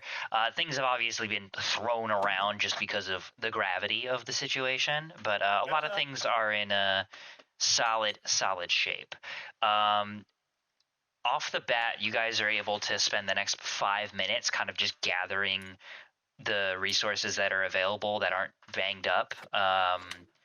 You guys get 6 vibro batons, which are nice. similar to Collie's staff, except they're stun batons that you click on, and they have a kinetic sheathing that make them kind of like energy weapons or whatever, but they're stun batons essentially. There are 2 spare sets of Isabella branded security armor. Oh, What size are they? They are human sized. Essentially, everybody but Janko could wear them. Hey, Oh, good I had Weevil? to ask. Yeah, except for Weevil, because he would have to like graft rip it it on. apart and integrate it to his. And that's, I think, takes like 8 hours or something, right? yeah, something like that. I wanted to say I thought of an idea for how Weevil could wear a lot of his stuff, and I like the idea that he kind of has a semi-vulnerable core in the middle, so he can like rip up like combat armor and like wrap it around the core over however. Yeah, long that's it kind of what takes. I imagine, is just like taking apart the shoulder plates and putting them on his shoulder, essentially. Just kind of with, like the this vulnerable component now has like Kevlar fabric wrapped around it Okay, instead. so under weapons, if we're adding one of these batons, am I adding a stun baton, or what's it called officially? It is stun baton, yeah. Pleasure Okay. baton. Yeah. Cool. It's just a Okay. stun baton that Yeah. I'm flavoring to be a vibro baton. Because if you look at the weapons in the game, it's fucking primarily small primitive weapon, small advanced weapon, and like if you want, you could just keep that. You're not gonna have any idea if it's a knife or a whatever. So you feel free to change the name of You, it. you can always rename them too, I think. Yeah, that's what I'm saying. Is you should rename it. Yeah. There are 3 Force Pavis riot shields, which they're just called Force Pavis under the AC thing, or the armor section. Essentially, they are small discs that you click a little button on, and they expand into riot shield-shaped energy shields. There are 4 laser pistols, just standard laser pistols. There is 1 laser rifle. Again, standard laser rifle. 1 handgun, like a Glock, essentially. 6 pellet grenades. Ooh, those like frag grenades, or no, they're like crowd suppression grenades. So you throw them, they explode, and instead of shrapnel that kills people, it's like little rubber balls. So they just do 1d6 damage and they don't kill. Nice. It's the shit that pigs throw at protesters. Basically, yeah. He says to no one. She just stares off into the void. Or or it's security guards are trying to subdue a problem on this ship, and they don't want to blow a hole in the side of the boat. Yeah. But sure, yeah, that too. There are also 10 A cells and 100 bullets. And the interesting thing about this game is bullets are bullets, is what the fucking book says. So they could potentially work with shotgun. With there's 100 bullets you can divvy up to use for your combat rifle if you had them, or 100 bullets you could use to put them all in your shotgun. They're essentially divvy them up between whatever you decide to use is essentially how many you found. So there's 100 bullets. If Jenko wants to take the handgun and 20 bullets, well then guess what? There was only 20 9mm bullets and 80 shotgun shells then, or Kali only takes 20 shotgun shells. The other 60 were for assault rifles that you guys don't have assault rifles of, kind of deal. Gotcha. So bullets are just bullets. Cool. I would like to. I mean, really, the only thing Weevil is interested in are the A cells. So he's going to take 2 of those if no one else is going to stop him. So he'll add some to his inventory. I'll take 2 as well. Yeah, Kali has no need for those. It doesn't seem. Also, it's not possible to split a stack of readied and bundled items, right? Like stowed, like say I want 3 power cells that are stowed, 3 that are readied. I don't know if. Yeah, it's just bundled. Bundled just means you have them essentially quote unquote tied together as a rubber band, or they're in like a little plastic pack. So you can just take some out and like put them in a pocket, and then it counts as stowed, or I guess readied. And then you can bundle the pack. There's a maximum amount of what you can bundle in a single bundle, but you can obviously have less than that if you want. Okay. So the trade-off is that when they're not bundled, is they take up more space. Right, gotcha. Okay, so I believe they are still fine being bundled because it's not giving me any issue with having like 4. Yeah, I think power cells can bundle up to 4 in a pack.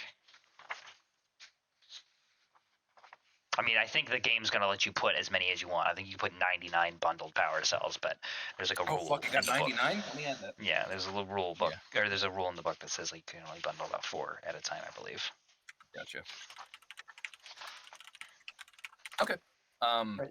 I will take one of the little riot shields if it's small enough for me, or is it too big? No. Yeah, it's a deployable thing. So, like I said, it's a hockey puck sized disc that deploys into a energy shield. So, the shield kind of shapes itself a little bit. Spare pistols, I'll take a spare pistol unless everybody else needs one. Otherwise, it's up to you guys. Actually, no. Fuck it. I'll take the rifle. I'm good with the gun. Unless Sarah wants that thing is as long as you are. Yeah, I mean, Sarah has her eye on it, but. What's up? What was your question? Like, I can still use a rifle even if. Yeah. You don't need that crazy of a. I think also from a flavor standpoint, I imagine that they would have condensed the size of certain guns. It's like, oh well, we can fit all the ballistic power into a smaller profile that works with multiple sentient species. I feel like for a laser rifle, you could probably make it the size of like an SMG. You could these days, to a degree. I mean, at a certain point, you are suffering. You're sacrificing capacitor power and stuff like that, and then it just becomes a pistol. Yeah.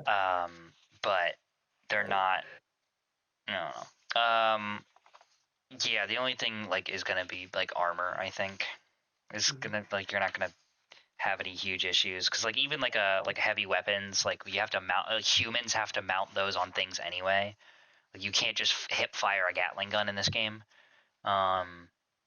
So you know that kind of thing goes same for Palguns already. But like yeah.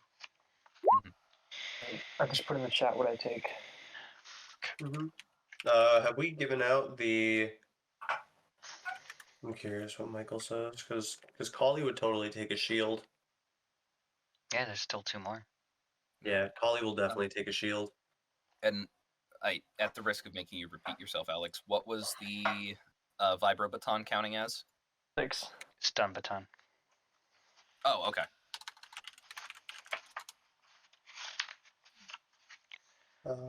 Takes a rifle, a shield, a vibro baton too. There wouldn't be any chance that there would be any hacking equipment in here, would there? Probably not. Not in the armory, no. Okay. That makes sense. This is a passenger vessel. Sarah's gonna pocket 2 A cells as well. Okay.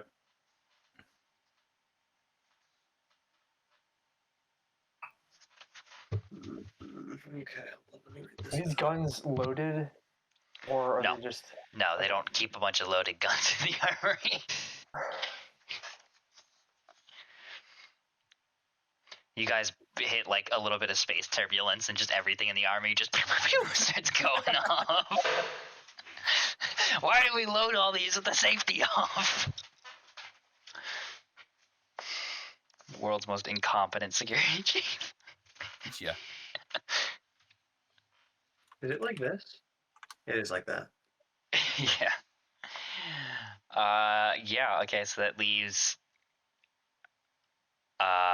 4 A cells, all the bullets you could want essentially, the pellet grenades, Now, a handgun, the one secure forced pavis, and the armor, a couple of batons, etc. So I don't know if anybody wants any of that, but it's all sitting around. What's more valuable, a laser pistol or a ballistic handgun? Apparently, lasers don't do as much damage in some cases, but ballistics. Yeah, so your grant laser extra armor. your laser pistol is going to have 1d6 versus your handgun. It's going to use the statistics of a revolver, so it's going to be 1d8, does more damage, but has a shorter range. Laser pistols technically cost more, but they can also be thrown off by things like dust clouds and atmospheric interference. I guess my main concern is like literal cost value because I'm thinking like if we do make it off this planet, we could flip some of this. It'd be laser pistols. Our pockets are empty, you know. Well, yes and no. I mean, yeah. I mean, if you look at like certain, you know, like I'm looking at Connor's inventory right now. Dude has 4 out of 5 ready to 9 out of 10 stowed. Like yeah, Connor's, yeah, Weevil's almost at his capacity. Yeah. And if you guys are, Polly is not. Yeah, take what you want. I might actually not take the vibro baton because I don't think I can add it to my inventory, and I can't find the stun baton. Yeah, hold on. Collie will take 1 shield, 1 laser pistol. The armor looks really enticing. I don't know though.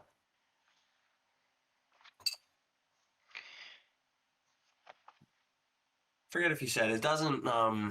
It doesn't provide any like environmental benefits, right? no, it's just essentially like security armor, right? So it's padded. It's got like like an under jumpsuit. Essentially gives you an AC of 14, but it is just it's not like a vac suit that protects from radiation. Is there any hindrance to wearing it? No. Oh, Just the fact that it costs an encumbrance to like have on you. It's more shit to carry, but fuck it, dude. I'll go to an AC of 14. Yeah. Yeah. Okay, My so AC is 15 with my shield. Haha. okay, hold on. Let me edit. I don't need to put the shield in weapons, do I? No, you can add that under. It's under armor. So that's where it'll pop up. I also added it to. I don't think there's a shield section under the equipment. So I think it would just be. added I think it goes under armor. Yes. Yeah. Sorry. we It's just talked about called that. Force Pavis or Pavis. Pavis. Force Putin. Force Pavis is the shield. Yes. Okay, and then the armor is what? I'm sorry. Security armor. That's just in here. It's on the base. Underneath Force Pavis in the drop-down menu. Security armor. I see security armor. It's right. Yeah, it's right underneath. Cool. All right. Fuck. Okay. So I change into a suit and I guess hold up a shield. Fuck yeah. Big upgrade. Who's taking the Glock? Steve, Dude, I'm not going down here. So this is a good time to point this out to you, Nick. I've gone ahead and manually. You have to. So if you look, you have to change your armor to readied and stowed. All these items, you guys have to make sure to change to readied and stowed. So I've readied your Force Pavis and your security armor. And with your security armor, your shield, and your shotgun, yeah, you can't carry them all out at the same time. So you just to point out how quickly this shit stacks up. You went from like 1 out of 3 and 1 out of 7 to 2 out of 3 and 4 out of a 7. Boom, just like that. Yeah. So keep in mind, you guys cannot carry around a lot unless you have like a storage unit or a car or something to lug your shit around. Oh wait, so I can do secure clothing. I have to ready that if I'm wearing it, right? Yes. Fuck. Why is the Since you're- shotgun? Why is the shotgun 2 encumbrance? Because it's a two-handed weapon. It's a sawed off. Damn it. A pistol is 1, and it's bigger than a pistol. I guess I'll just do this. Ready. For some reason, I can't add the number 2 to my pistol if I grab a second laser pistol. Let me see. Okay. Yeah. There we go. Troubleshooting the. Get up. You're ready. Can you maybe just add a second one on your sheet? We'll see. It doesn't look like you can do that with any weapons in general, so maybe just slap a second one on there. Laser pistol probably has a laser pistol option, right?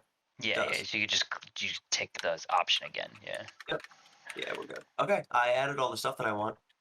Where do I on the character sheet? Where do I add bullets?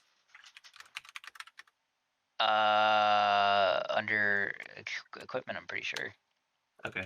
If there's not a drop-down menu for it, you can just manually type in.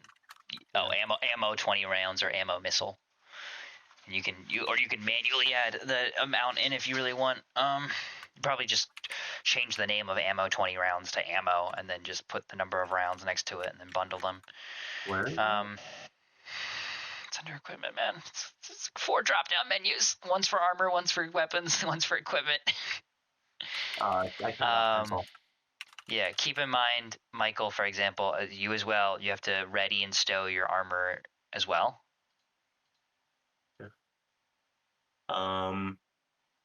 So the laser pistol takes power cells? Yes. Yes. Loading up its magazine takes 1 power cell. So if you slot 1 in, that's 10 bullets you get. Yeah, and we had extras waiting around to be claimed, right? Yes. We have 4 remaining unclaimed A-type cells. Okay, then I will take 2 of those as well. I think that's Okay, 2 left. Sure. Doop. So, like, Michael, you're over encumbered now. Shit. Oh, that second pistol. Okay, I guess I'll just drop that extra pistol and take the rifle and just accept that that's 2 weapons and probably enough. Yeah, again, this is not the kind of game that you're supposed to be like, oh, there's 4 laser pit. Let's like kind of like Nick said, let's just take these laser pistols and like let's sell them if we get off this planet. Like, probably more effort than it's worth, considering like their actual survival tools you guys will probably want if you don't already have them. And can we make Kits or Mule by any chance? He's not gonna carry your shit around for you. He will take a laser. He's gonna take a laser pistol and a single A cell, since there's apparently more up for grabs. So he will arm himself. Okay, we have one A cell remaining. Just. So good to know Kits has a laser pistol now. Not that he knows how to use it. Yeah. But He goes, how does one of these things work? But yeah, Michael, make sure your address. I'm trying to delete this pistol. I can't figure out how to delete it. Your weight. You have to go into your edit section. You have to turn edit back on your character sheet. It's Oh, on. you already turned it on. Okay. I guess you hit modify then, and you'll get the delete options. Oh, I see it. Okay, cool. Done.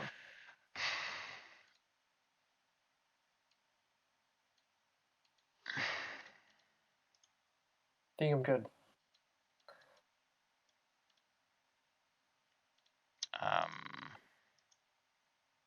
Show us tab. You are not. You have 6 out of 5 items readied. Shit. Yeah, you just look. You guys can just again. Inventory should be ideally super simple to just check if you're good. Pretty much everything needs to say readied or stowed. If it says other, it better be like an incorporeal item. Like Rhodey has his telekinetic rifle listed as an other item because it's not a physical item, but he needs it because he makes attacks with it. Other than that, maybe like like the Bezoar, which doesn't have an encumbrance, can be labeled as other. But if it's in your inventory, if it has an encumbrance, if your character's physically carrying it around in a backpack, on their hip, in a shoe, wherever, wearing it, they need it to be readied or other. And then you can gauge whether or not you're over encumbered simply by those numbers at the top. 5 out of 5, 10 out of 10, whatever it says. Right. Does anybody want a spare mono blade? I'm good. I got my vibro. I can't. I don't need to carry play this. any fish. Fuck. Just drop it, bro. Put it on the ground. This is where Dajriki's hoarding bleeds over into this campaign. He's like, well, I don't want to give all my shit away. Just watch me die because they can't cut something with blade. Yeah. Okay. What if I just?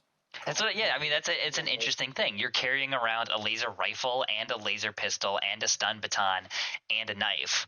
Like, it's like, do you need all of these? No? Then which one do you want to get rid of? Fuck it. Just throw your laptop out the window because that's an encumbrance. Keep all the weapons.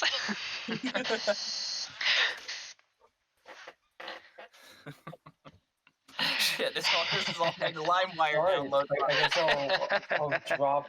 I'll drop the mono blade. Yeah. Dun, dun, People picked it up. By the way, I don't know if anybody wanted the grenades, but Rhodey will just take all of them as a bundle. Fucking help yourself, my dude. Yeah, those can be bundled in a group of 6. Yeah, I just want that and one shield. I don't need anything else. I think the shields have been claimed. Because Rico grabbed one, I grabbed one. There's only 3 shields. Yeah. Oh, there's only 3 shields. Okay, Yeah, well then if 6 somebody else claimed them already, then I will remove it. Yeah. There is one suit of security armor still up though. If you did want to look at that. My psychic armor is brings me up to like 16, so it doesn't really help. Dang. Yeah, Unless you didn't want to waste a Right. energy using, you know. The man And who then we also- solely rely on his telekinetic abilities will never know calloused hands or something. I don't know. And then I believe we have one more A cell that has not been claimed. So I'll leave that. I don't have the ability to take that, and I don't need 5. I mean, I So- do have another. What's it called? I do have another stowed slot empty. So push comes to shove, I could just drop a power cell and grab something else. Yeah. But So yeah, I'll take the last one. I'll bump up Okay. to 3. cool. And again, you can bundle power cells in groups of 4. I think you can bundle into groups of 6 from what I saw in the book. Those are like specifically the only one that's mentioned. I sent them the space Yeah, names. It's 6 then. That's fine. Okay, this makes bundled. Yeah. That way you can have 6 and they just only take 1 encumbrance instead of taking 6. Cool. Yeah. So I believe we are now armed to the teeth. Did we want to make a detour to the cargo bay?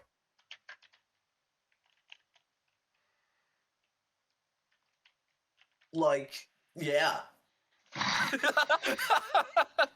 Okay. He said it. Kali says a one-syllable sentence, and it's like to the beginning of it.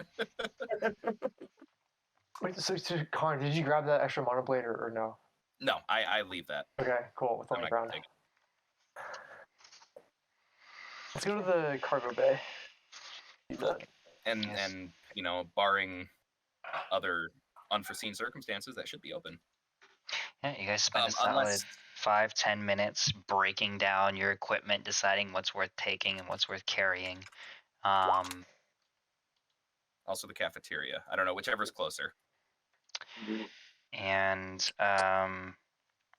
loading yourselves up, armed to the teeth. At the point you're at now, the cafeteria would technically be a little closer. It's a couple floors down. And then the bridge is closest after that, and then the cargo bay is the furthest away because it's tucked away in the back of the ship still. Gotcha. So my vote is cafeteria first, and Weevil. I agree with that. Why am I the only one who is thinking about food right now? I do not need food, and I do not need water. Trust me, you're not the only one. Jenko's like looking in his pockets for the food that's no longer there because he's eaten it all. You do not need food, and you do not need water? Do you need oil or something? If you have any Mountain Dew, I would have that. But other than that, I am unable to digest the same materials that you are. Nah, man, I don't really do the dew. It's at this point that as Kali LaFlower mentions the ancient beverage of the gods, the ambrosia that is Mountain Dew, pre-scream Mountain Dew, all of your mouths begin to almost like water as everyone except for Rhodey and Weevil, who doesn't need it, hasn't had a fucking drop of water in over 36 hours. You guys are all dehydrated as shit. No. We have to imagine everyone's conversation is like, yeah, man, I think water would be good. You guys all look like that motherfucker from SpongeBob, right? Yeah, SpongeBob. I don't need it. From SpongeBob. That scene from SpongeBob. There you go. Yeah, I don't need it. I don't need it. Okay, so where to next? Is it the closest location in the cafeteria? Yeah. Is it just order and physical proximity? I think so. Prevent doubling back. As long as we don't feel like any loud noises or that the ship is sinking or blah blah. Okay. Yeah, it just continually there is you guys will be walking through a decrepit hallway, just the echoing sounds of boots and lizard feet on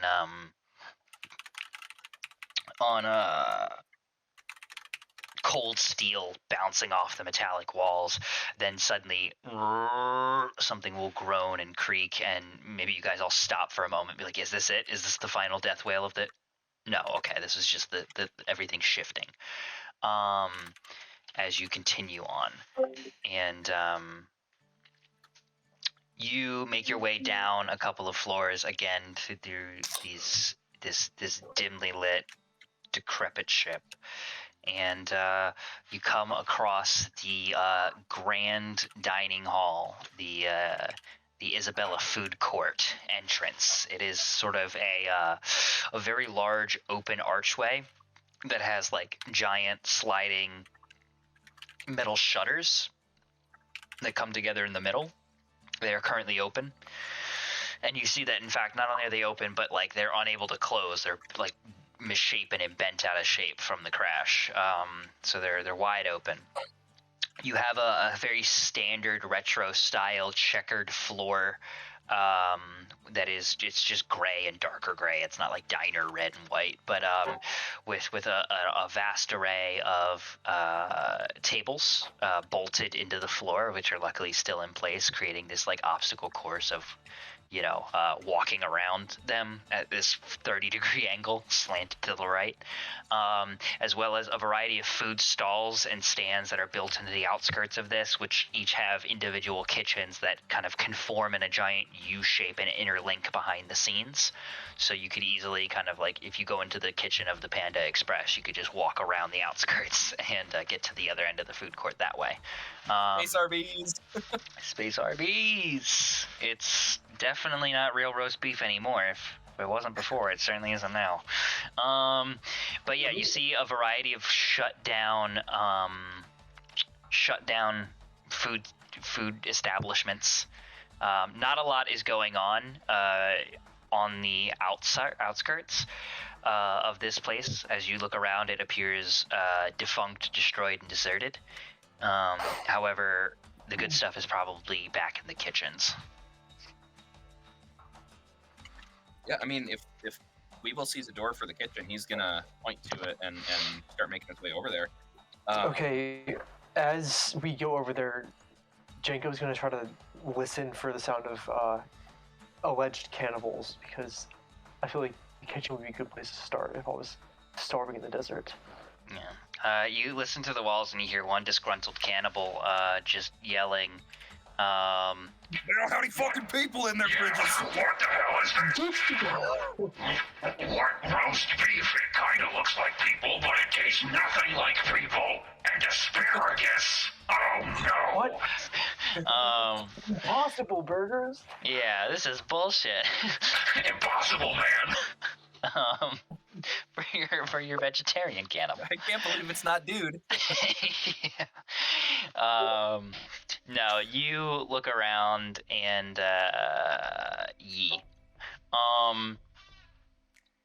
So Weevil points to the nearest food vendor and the kitchen door beyond it. You guys are able to easily kind of approach the side of the counter and lift the little extendo arm up to get behind the counter and make your way back towards the kitchen door. Why don't Janko, you give me a notice wisdom check.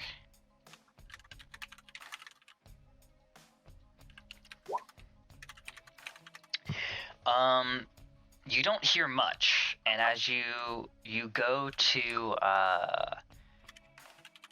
you have everybody pause kind of for a moment as you guys kind of stand behind the counter. Weevil goes to open the door, and you're like, wait, and you kind of listen a little bit closer, and you hear on the other side of the door, sort of somewhere within the kitchen, not directly on the other side of the door, but somewhere within the kitchen in the distance, the faint echoing sound of like a pot hitting the floor. Like it kind of just like metal on tile rattles for a minute and just settles. Oh, it's not good. Okay, Janko makes a little bat noise and like puts his hands up and like points at everybody and like covers up his mouth. He's like, quiet. I think there's people. What? What's a bat noise sound like, Michael? I need a little bit of context, Michael. What's it sound like? I need to know what I'm hearing. It's a little squeaky, like. Roger. And then followed by a very quiet whisper of cannibals, and points at the kitchen door. Yeah. I mean, Weevil is kind of the one who's leading the charge here, so he'll very quietly. Like his servos, you could hear a pin drop in here, but honestly, I think his servos are probably the loudest thing as he slowly pushes the door open and kind of peers inside. His light is off, but he is looking around and trying to see if there's any residual illumination from like the soda machine fountain or any kind of like exit sign that's lighting up a little bit. Yeah. But he has his shield out too. Creak open the door. And it gives a very sturdy, prolonged kind of creaking, squeaky creaky. As you peer into the kitchen, it is very dark with only one sort of source of light, as it looks like because of the angle, there's a giant sort of double-walled refrigeration unit that has its doors kind of hung open by gravity, and the light of the refrigerator is spilling out into a small section, kind of casting a perfectly, strangely enough, like a perfectly sunbeam-esque effect onto what appears to be, it's about like 80 feet down the way to your right. You guys are on the far left. Like I said, it's a giant U shape of interlocking kitchens that go around the exterior of this food court. So that goes off to the right around a bent corner. So like 80 feet to the right as the kitchens begin to curve, this refrigeration unit sits, casting the sunbeam onto what looks like a collapsed portion of the ship. Like the wall has completely caved inwards with like rubble and rebar and paneling kind of bent inwards. And sand has poured through in this massive kind of pile, breaching like a huge section of the kitchen, covering like a huge section of the onion ovens, the onions, the onion pile that every kitchen has. But no, covering like a big section of ovens as well as like one of the prep stations. And there's just like the subtle noise of just trickling sand as it ever so slowly kind of pours in and settles around this ever creaking, sinking ship. Gotcha. Very quietly. I believe we should move quickly. It seems that we have less time than we anticipated. And Weevil will kind of enter the room, still looking around for any source of the noise. Can he see like any pot that looks like it might have caused it? Like we heard a rough area, and he like looks over in the direction he heard. And I want to see if it looks like there's anything that was knocked off a wall, if maybe like a piece of metal gave way a little bit and sent something flying off a hook on the wall. What it looks like could have caused the noise. Yeah, you look over, and based on like the vague description that Jenko gave you, it sounded like something knocked a pot over. You look and you see just past this refrigeration unit and this collapsed portion of the wall, like about 100 feet to your right, so about 20 feet beyond those two things. You see a turned over like a big cooking pot, something you might. Like a really high-walled thing you might make like an industrial-sized batch of chili in, and it's perfectly upside down on the floor, kind of sitting in the middle of the floor. Granted, there's a lot of like pans that were hanging on hooks on the wall that were definitely launched across this fucking kitchenette area when the ship crashed, but this one I guess stands out to you as it looks like it was not particularly thrown from anywhere, but just was knocked over the way it's kind of sitting in the middle of one of the aisles of the kitchen. You know, you have, for reference, the rest of this kitchen, for the most part, has oven units on the back wall, refrigeration units on the forefront wall, so the ones closest to you, lining on the the inside of the wall, and kind of like central island sections that have prep stations and kind of salad bar areas kind of lining the middle with intermittent breaks between them, so you can weave in and out and go towards the ovens and go around the island in the middle to get to the refrigeration units and back and forth, etc., etc. With obviously things hanging on the wall, spice racks, pans, knives, etc., etc. Anything you would imagine in a kitchen.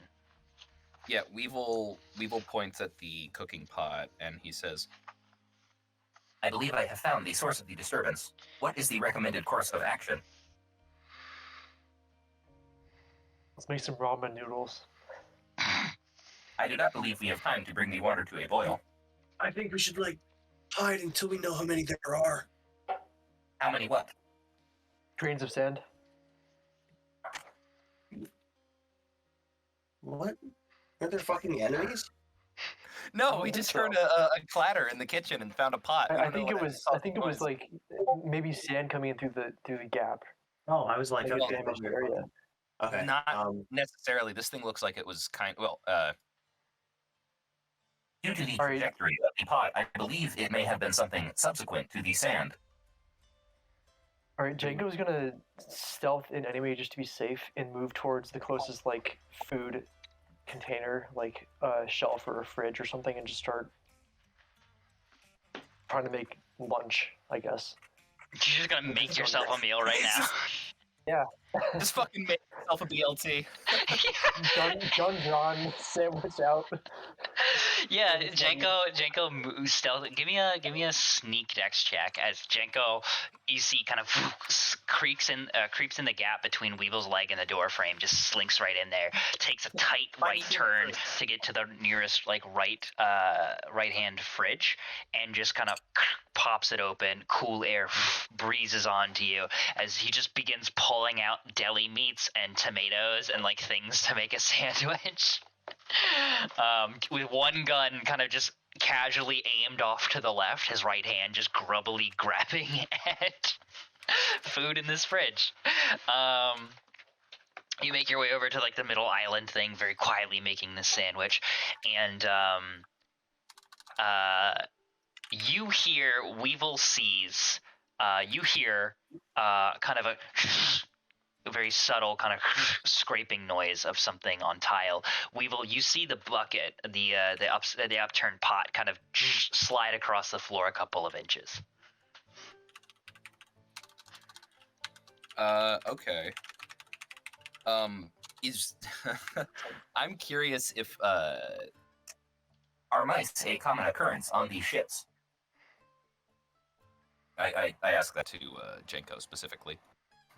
What? I'm gonna pastrami in my mouth. At first, he thinks it's like an insult for himself being a rat. And he's like, "Oh wait, it's just Weevil. He wouldn't do that." And he's just like, "No, we don't have mice. They starve to death in the first like few weeks." Okay. Yeah. So Weevil will kind of still slowly go over to the pot. And he is going to stand on the side closest to Janko and lift the pot with the opening away from his body. So like whatever is inside can scurry away off into the distance away from us, because that'll be the first thing that opens up. And he's going to try and snap a picture of it the second it emerges. But I'm trying to like position myself behind it because I don't know what this thing could be. But I am very curious, and it's inside a pot, so how dangerous can it be? Yeah, you lift the pot up away from you, and you see scurrying out is essentially this elongated, large finned with spines on its back and a flurry of writhing tentacles underneath its kind of chin and tail area. This sandstone-colored fish with 4 eyes. It begins to just rapidly, almost at like 10 to 15 miles an hour, just zoom across this kitchen floor away from you, squealing, just Oh no! Slithers across the floor, underneath one of the kitchen islands. And with that, you guys hear a small flurry of from across and around this kitchen area as Janko, you go to lift up like one of those metal drawers that they have on like deli counters that like keeps the fruit and veg cold, and one of those leaps out, and other ones begin crawling out from underneath kitchen islands, and I think I'm going to ask you guys to roll initiative. Oh, for fuck's sake. It's okay, it's just a bunch of small fishy boys. Fishy boys. Oh. Right. I have to probably manually add you guys again because of Janko, Rhodey, Collie, Weevil, Sandfish. We gotta drag ourselves out. Sarah, and I was just gonna manually add you guys. And Kits. 8 for the weave. Collie with the floor, 8 for the Weevil, 3 for the Jankos. Need Rhodey. Janko jeans. It's Kits, Sarah, and whoopsie doopsie didn't open up the sand crawlers or the sandfish. I dig the art. That's pretty cool. Yeah, man, they're sick. Okay, Kits gets a 4, Sarah gets an 8 as well. Webble. Oh, these all Level. Alright. And the sandfish gets a 5. And then did Rhodey roll? Yeah, there it is, a 7. Sick. Sort in descending. I'm gonna put Weevil first. Okay. So as these things crawl out from every which way, kind of squealing and wheeling and dealing, it appears that they are frantic and scared, but violent at the same time as they begin to kind of panickedly lash out and flop around and whip and bite at things around them. Weevil, you are able to quickly survey the scenario around you, and you have the one that scurried out away from the pot that is underneath a kitchen island that is now rounding its way back to turn around and come back to you.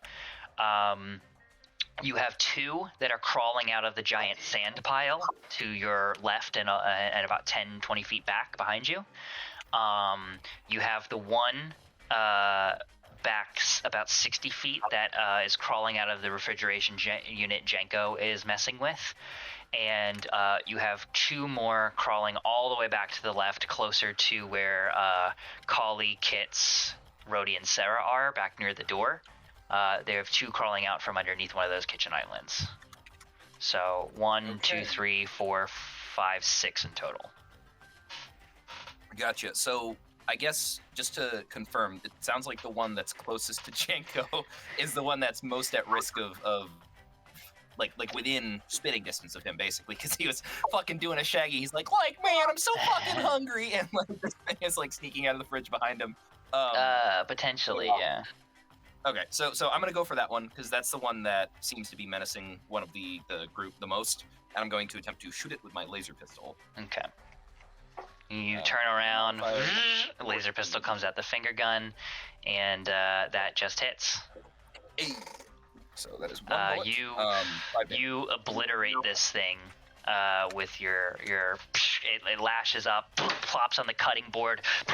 Its tentacles flinging Jenko's sandwich ingredients all over the place as it goes to leap up and bite at him, and you laser it through the side, and just it goes limp and falls, plops to the floor with a wet clap.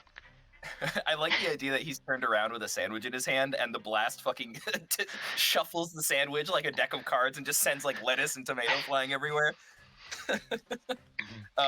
Yeah. So we will say, Jenko, on your left. It seems that the threat is already dealt with.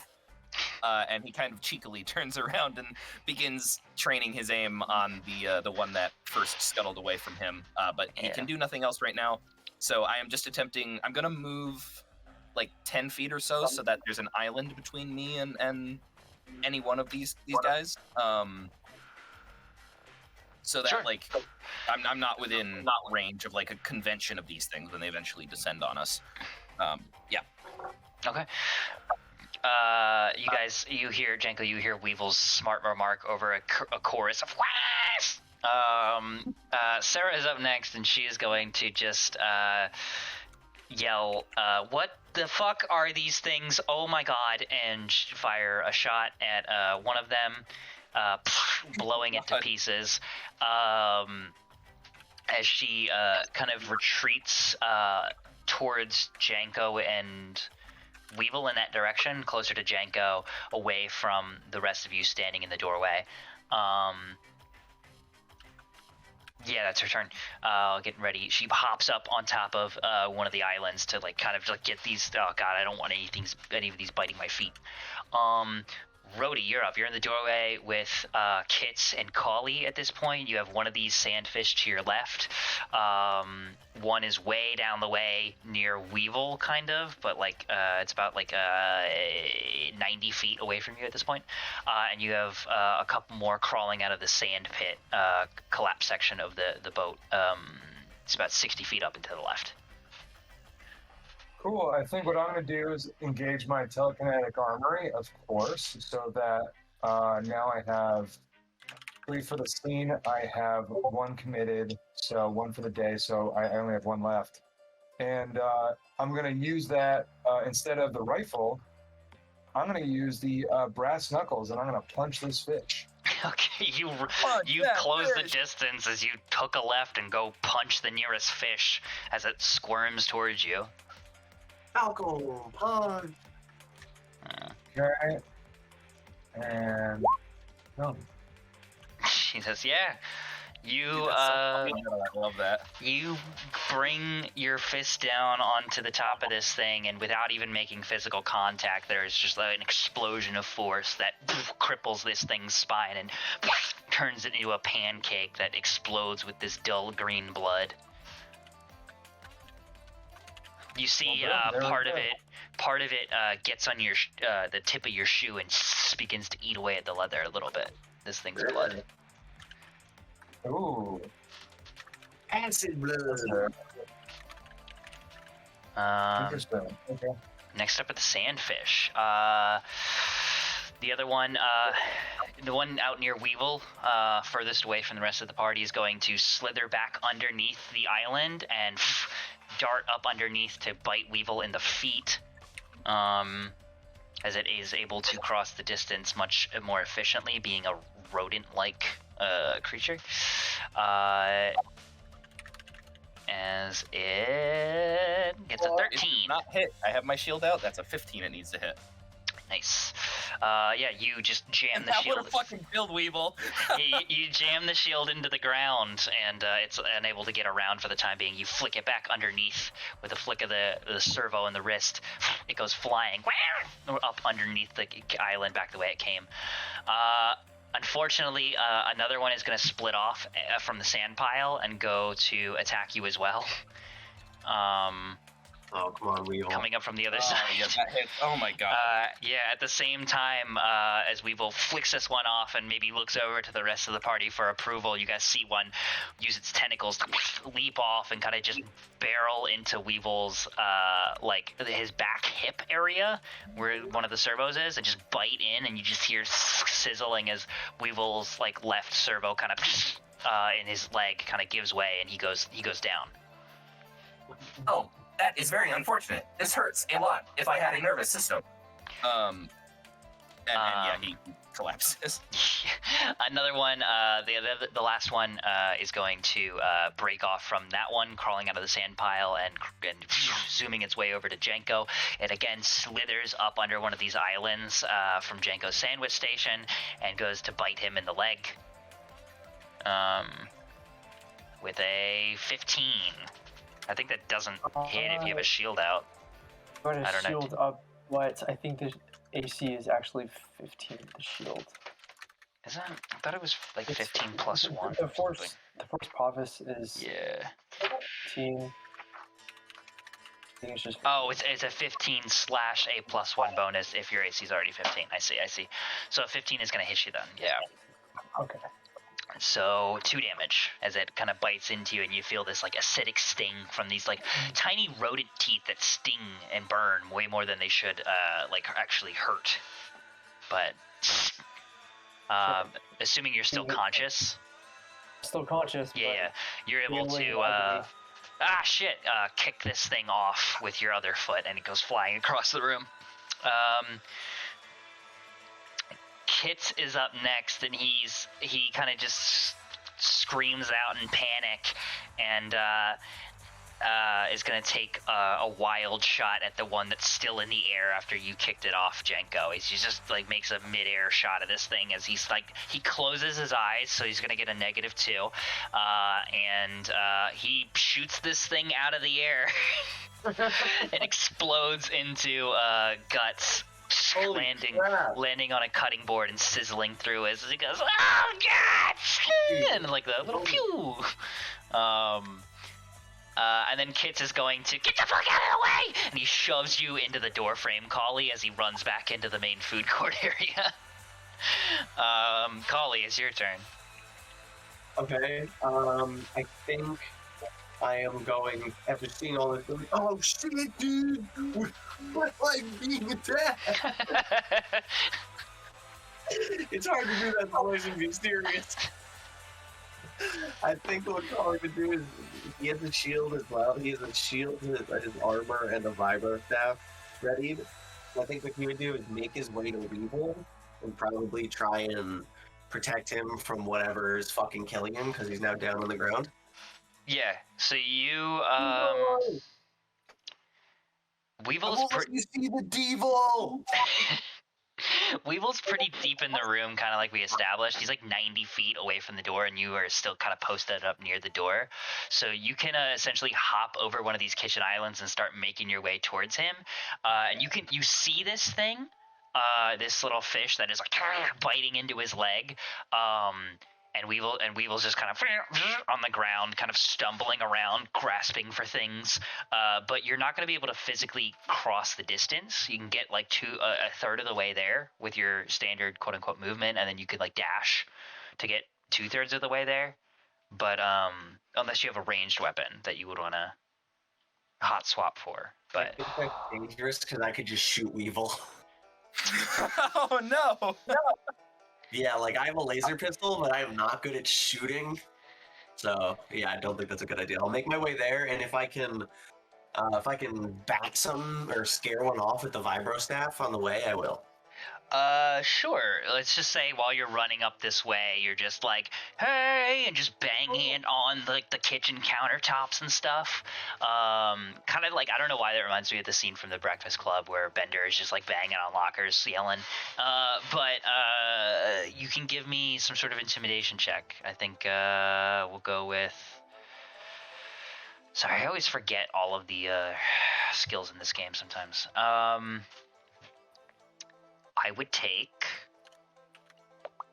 Can I argue for a survival check because I'm trying to fucking survive? I'll take survive. Yeah. Something kind of like a scare the bear off kind of deal. I think wisdom or strength. It's like wisdom. either. Ooh. Yeah, 6. Let me know if that works. This thing does not scare it off. However,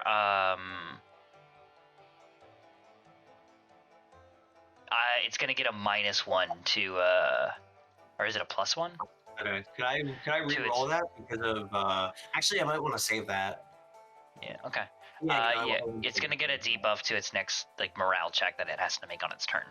So it might get scared off. It might get scared off then. It has to make a check, and it's not immediately scared off, but it's gonna get a debuff to that thing that. Yeah. Jenko, you're up. His collie's banging on shit, closing the distance. This thing is still sinking its teeth into Weevil. It should be. It looks like it's the last one currently alive. One second, I'm grabbing a beer. I will try to conserve ammo by shooting it, I guess. I don't understand how that works. Weevil is like crushing it. As the acid is like corroding Weevil's servos, and perhaps hits a wire or something. He's like, I appreciate your prudent conservation of resources at a time like this. So are you just gonna try and pistol whip it with your? No. I'm gonna rush up and use the vibro baton to just obliterate it. So this is a good time to keep this in mind as well. Your vibro baton is currently readied or stowed? It's readied. Okay. That's fine then. As long as it's not stowed. Yeah, you quickly holster your laser pistol on the wall and over and pull out your holstered vibro baton, and you can give it a melee whack. All right. 15 hits it. You bat this thing so hard in the wall, so hard into the wall, you scramble its brain, and it goes limp on top of one of the ovens.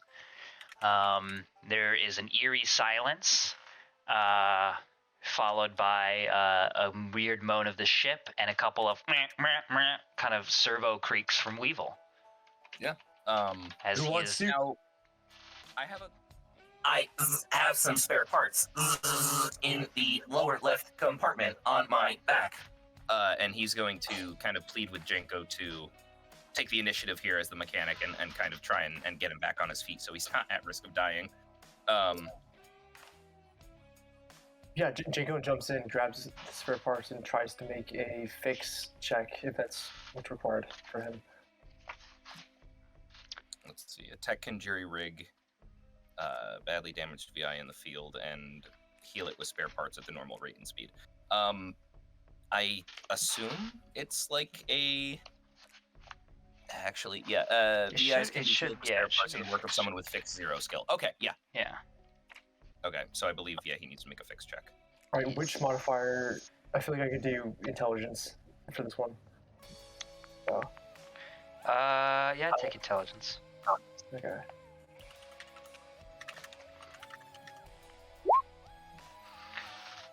I am gonna... If I can use... Yeah, my once per scene exertion really good time to thing. use it, yeah. Spare parts in the work of someone else. You guys can always repair.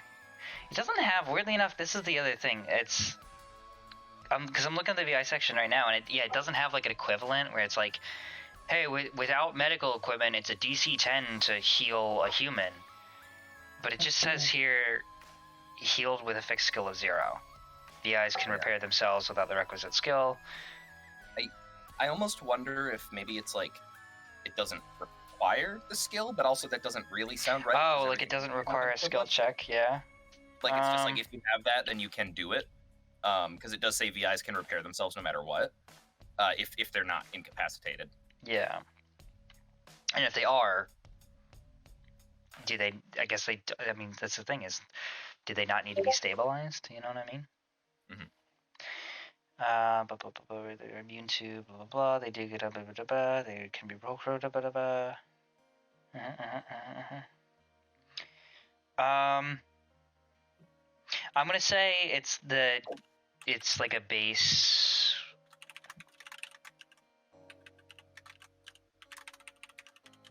DC.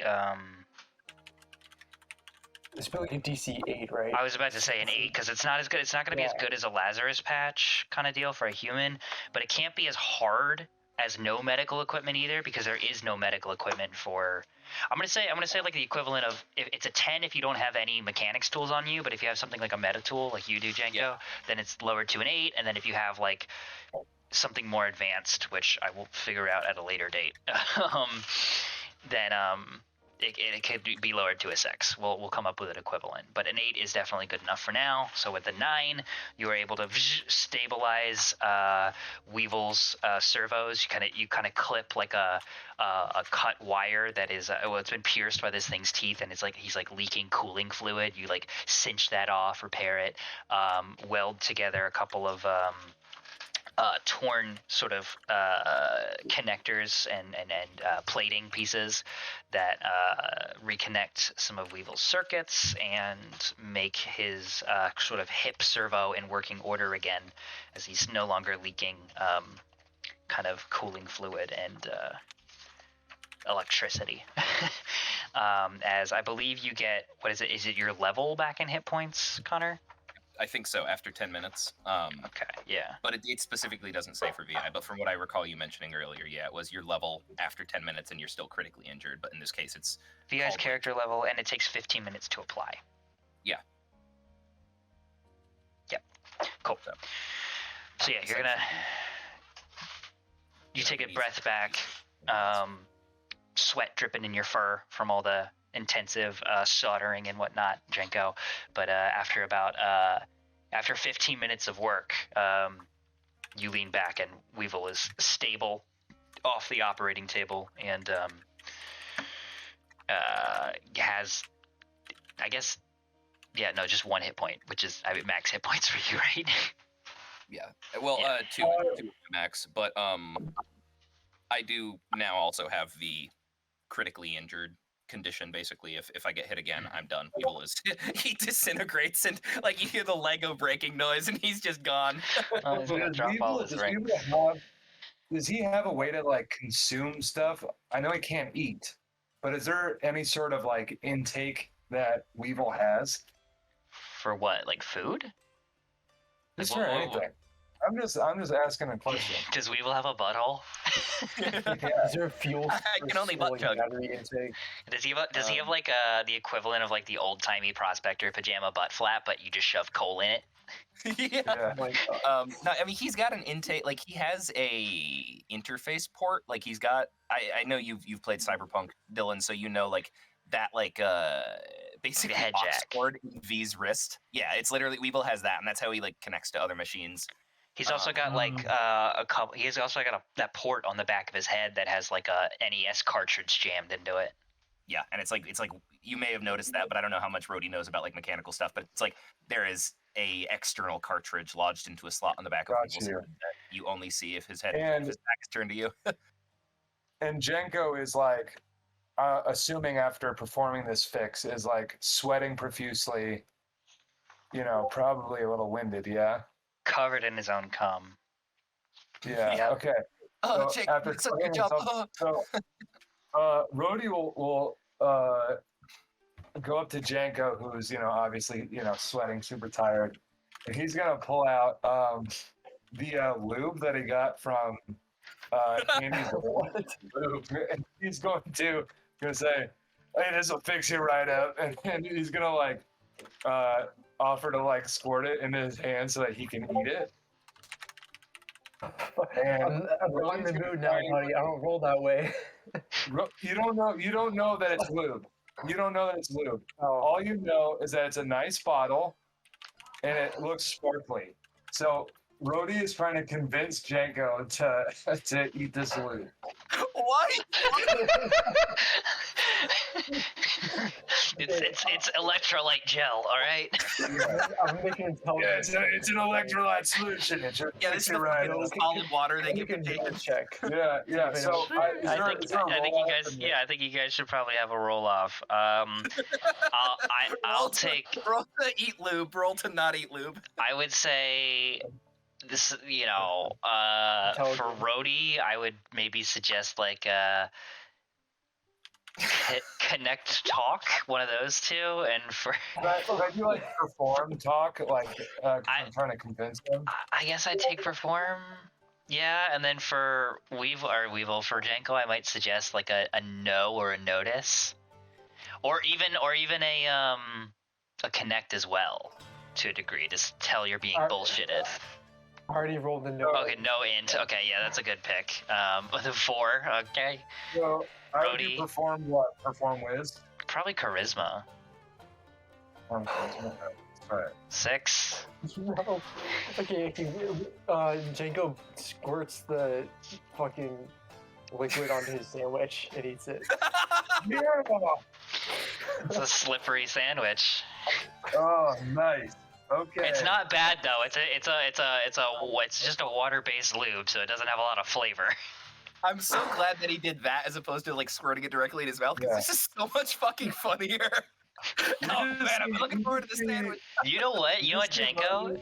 This sandwich has gone down smoother than any sandwich you've ever eaten before, and you don't know why. Yeah. Rhodey just kind of smile. Like he's so self-satisfied, and for like context and for RP, in his head he's like, "That's for not meeting me at the armory." Rhodey accidentally develops reverse telepathy where he projects his thoughts through his brain port. Wait, no, get back in my head. No. Oh god. Jacob's just like, thanks, Rhodey. You're not so bad.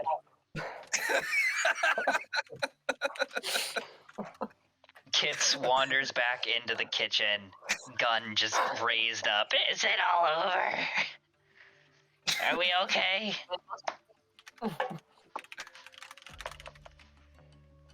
Yeah, well, No, we're we are fine. bad. Just a couple of fish. Okay, are these fish like a?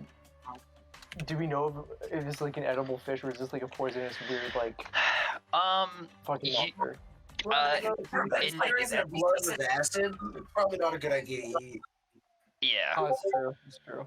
What Kali said is you can examine it further if you'd like, but Kali's impression is probably like your baseline thought if you look at these things in their acidic blood. All right. Well, I've been on this ship for almost 3 months. I know if you're gonna raid these fridges, just don't touch the fish, the seafood. It goes bad pretty easy. Stick to like chicken and veggies and shit. Yeah. So. Sarah pipes up and she's like, maybe we should not be touching the fridges at all. Anything that needs to be refrigerated isn't gonna do us much good out in the bacon desert. Yeah. Maybe raid the dry goods stores. I thought the fridges were. Yes, I believe I saw a 30-pound bag of lentils just outside. Yeah, Weevil stands up and he limps a little bit as like the servo on his left hip doesn't engage quite as well as the other one, considering it was kind of a patch job. But he stretches his leg and he goes, Thank you, Mr. Quick. It seems that I have regained about 87% of former functionality. And he is going to limp out of the room and say, You fleshies, it is your job to find your own food now. You can't do that. Jenko finds a banana that's not gone bad yet, and check out the Discord.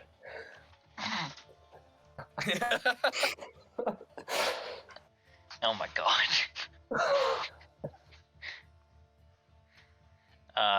Great. I don't know why that's like this. Oh god. I was like, it's disturbing to look at, and it got worse. All right. Hey, at least I didn't goatsy everyone in the server. Yeah, thanks, guys. It's educational. No, it's not. Yeah. It's Out of certainly the damn with yo dick and yo ball. Now that's educational. Oh my god. Anyway, you guys are able to gather. You guys are able to get your food and beverage fill as you see fit. Like Jenko said, there are fruit and veg around. There is refrigerated materials, frozen chicken nuggets in the freezers, and sandwich materials. Meats you could potentially eat.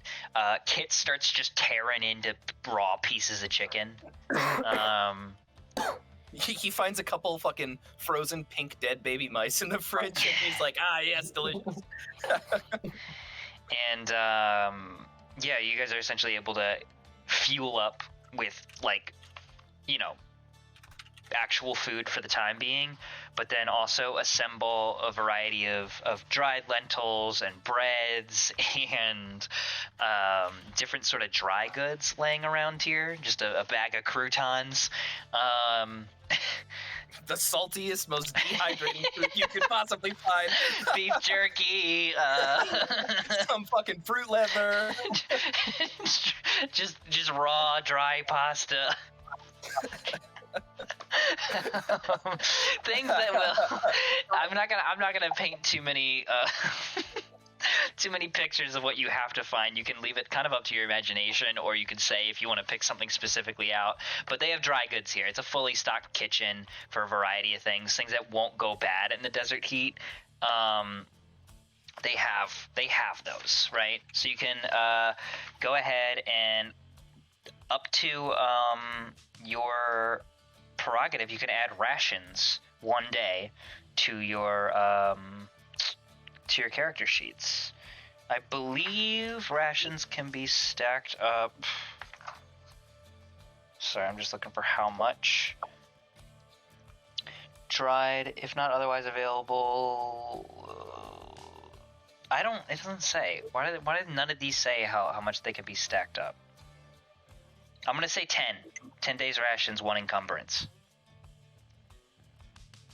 Damn! Awesome. So right now, 20 days worth of food each, or is there not that much in this? How much is there total, and would we be able to have 10 days worth of food each? You would be able to have 10 days worth of food, dried food each. Yeah.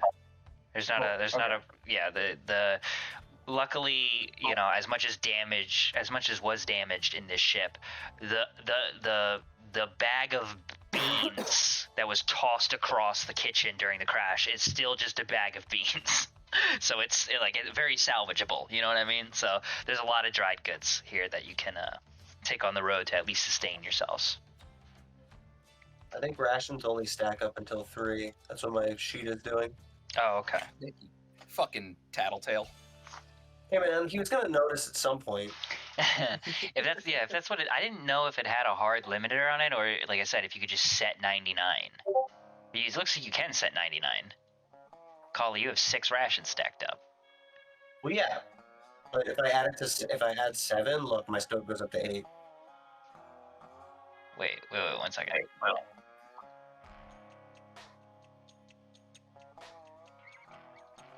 I'm just gonna experiment real quick. 6. Yeah, go ahead. Oh, I see. Okay, so you can. Okay, so if you can increase the number as much as you want, but it automatically updates. Okay, cool. Yeah. So we don't have to worry about how much can be bundled because the fucking character sheet does the math for you. Good, very good to know, because that's one of those things that is great for maintaining inventory accuracy, but that can get very old very fast. Every time it's like, all right, well, I've got bullets. How many can I bundle? Yeah, especially because it's different amounts. So thank fucking God. Sometimes this game can be kind of obtuse.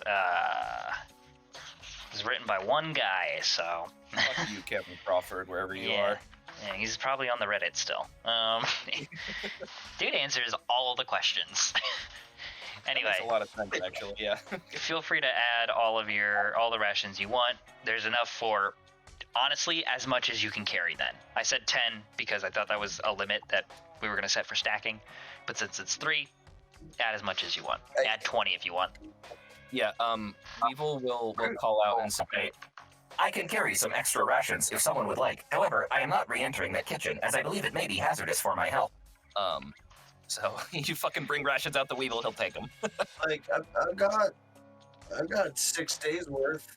I think that should be enough. What do you guys think? We should probably be off this dust planet in 6 days.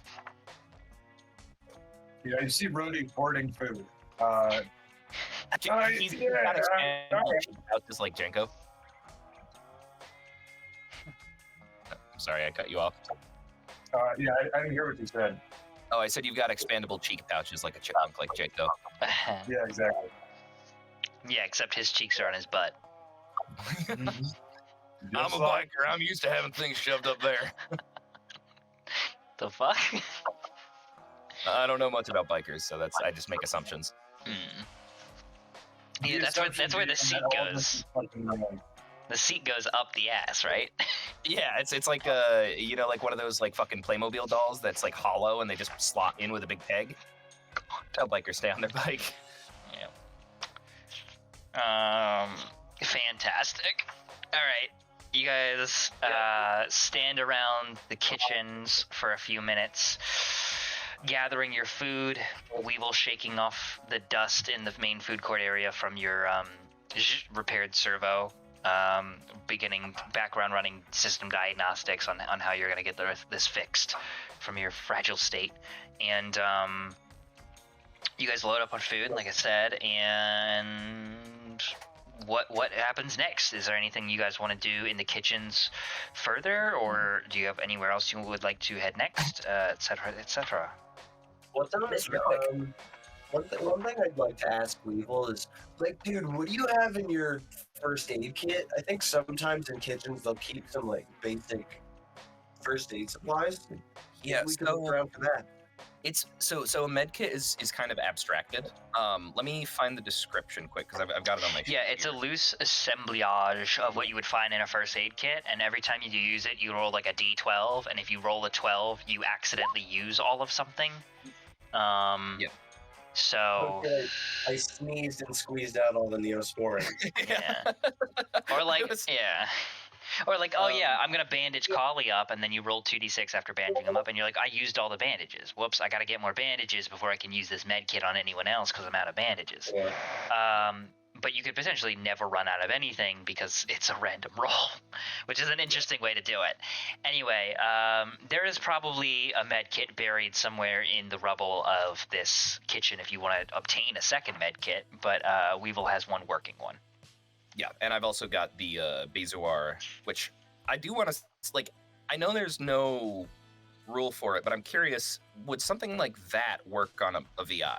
like something that is specifically meant to remove radiation sickness, for example. You know, like because I don't know how that would work otherwise unless I go to like, because you know, one of the things said it requires 24 hours of repair to get a VI functional again, and I'm wondering like what that would look like. I mean, okay. If they lose radiation poisoning, I'm gonna say does reduce, but a resolute. Mildly dangerous. Yeah, each failed con score. Radiation poison is not immediately and can induce vomiting, blah blah blah, but a resolute victim.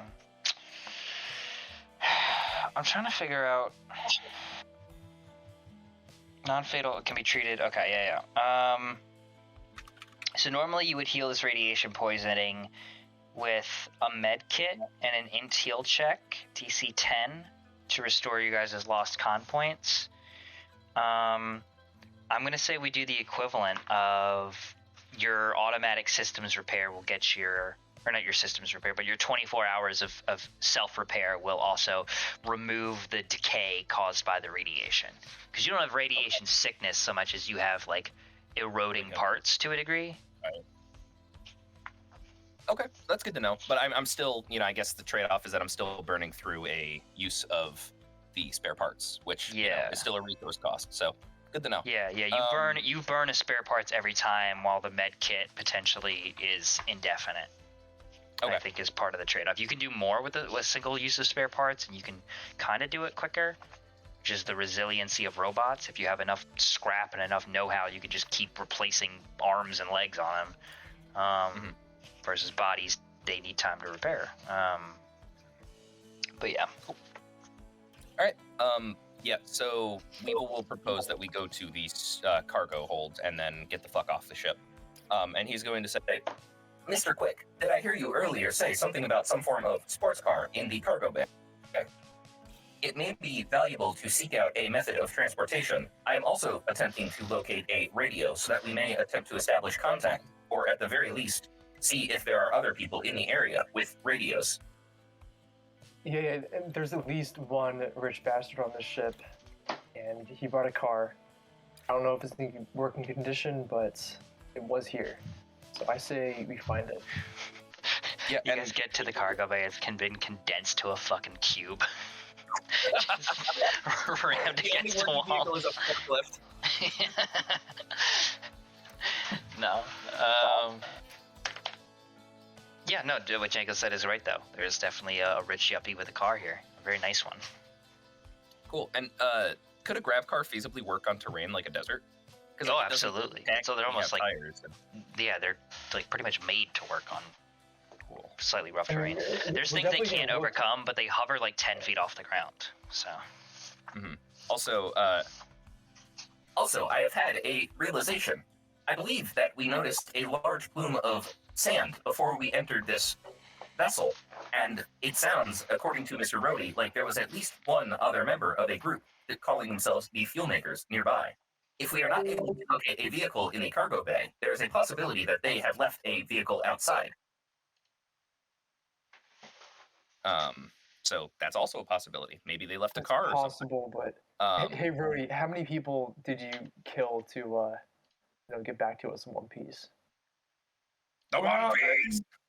I didn't exactly kill him. I just blew his leg off and left him to bleed out. So I guess really it was the blood loss that killed him. That's not how. Never mind. Sure. You are right. Your conscience can be clear. It is. Good person, Rudy. You don't hurt people. I don't know about that. I just don't feel bad about blowing that guy's leg off. He didn't. Anyway, it was just one guy, but he said that he was calling his friends. So, my voice hurts from doing the voice. Yeah, getting deep voice is pretty tough, right?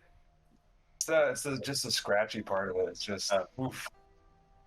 It's rough. I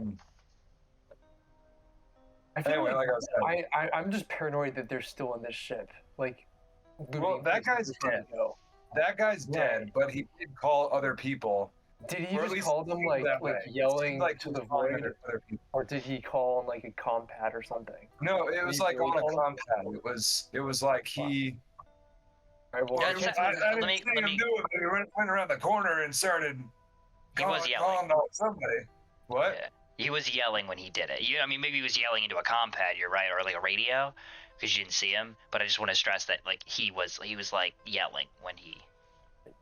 Oh, word. Well, there was nobody tried to stop me, and I didn't see anybody else, so I Yeah. figured it was a compad. So Fair assumption. you said he was part of like the fuel something, like he had a name, like a group name. Yeah, There's obviously Fuel more Maker is what he Fuel said. makers. Okay. Which Alright, I don't. so this- I mean, I guess. Probably more Assuming than- that guy's a fuel maker, it probably means that he's got a vehicle of some kind. So that's Right. another option. Fun fact: I doubt they make fuel. I bet they just steal it. Potato. I make fuel too, and then Ruddy farts. He creates a telekinetic fart. Yeah, I bet they make. Sarah pipes up and she's like, "Yeah, I bet they make fuel the same way Rhodey doesn't kill people." Oh, okay. my conscience is clean.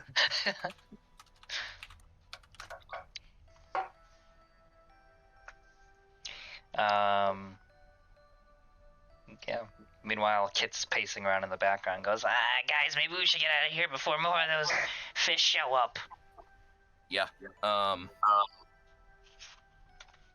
I think we get to the cargo hold and then we search for the car and hopefully locate some means of traversing ground a bit quicker, because we also got to get off this rapidly groaning and shifting ship before we burn through whatever time we have here. Like, I totally agree, man. Why does your voice keep changing? I don't really have it down yet, you know? I'm just trying to figure out who I am in this big crazy world, man. I don't really know, bro. I can switch between this and I knew at any second. Fucking oh man, I fucking love Kali. Hey, Nick, why don't you and I just switch? You'll do that, and yeah, so I just like blew his leg off or whatever, Man, I just wanted to go find some food, It's no big deal. Yeah, I didn't kill him. He just died. Listen, man, I really gotta be honest that this is much easier to play than Vag. Sorry. Yeah, you fuck your own character. Fucking Dylan's impression sounds like a mixture of like Tommy Chong from like that 70s show and like Fred Armiston from the Californians on SNL. Yeah. Take the Californians 405 up to the. Yeah. Dude, that's it. So stupid, but it was so good because they'd always start breaking in the mirror. Yeah. And then start. Oh god, it's so funny. Okay, so you guys make the long trek up the vertically sloped ship heading towards the back. It is a literal uphill battle the entire way as the ship creaks and groans and shifts and moans.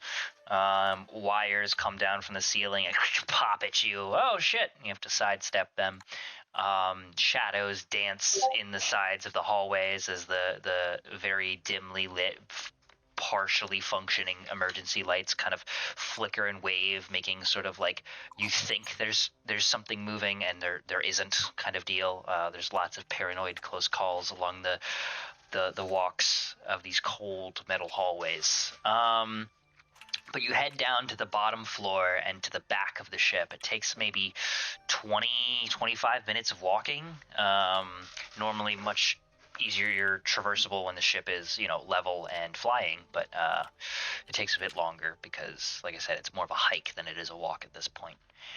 But eventually you get to the large double bay or double set of heavy cargo bay doors, and they are, it looks like kind of about 6 inches open and kind of dented and bent a little bit. They're supposed to slide out from the middle, and they're currently in the closed position, but it looks like they're just kind of knocked off their tracks and kind of jammed in their current position.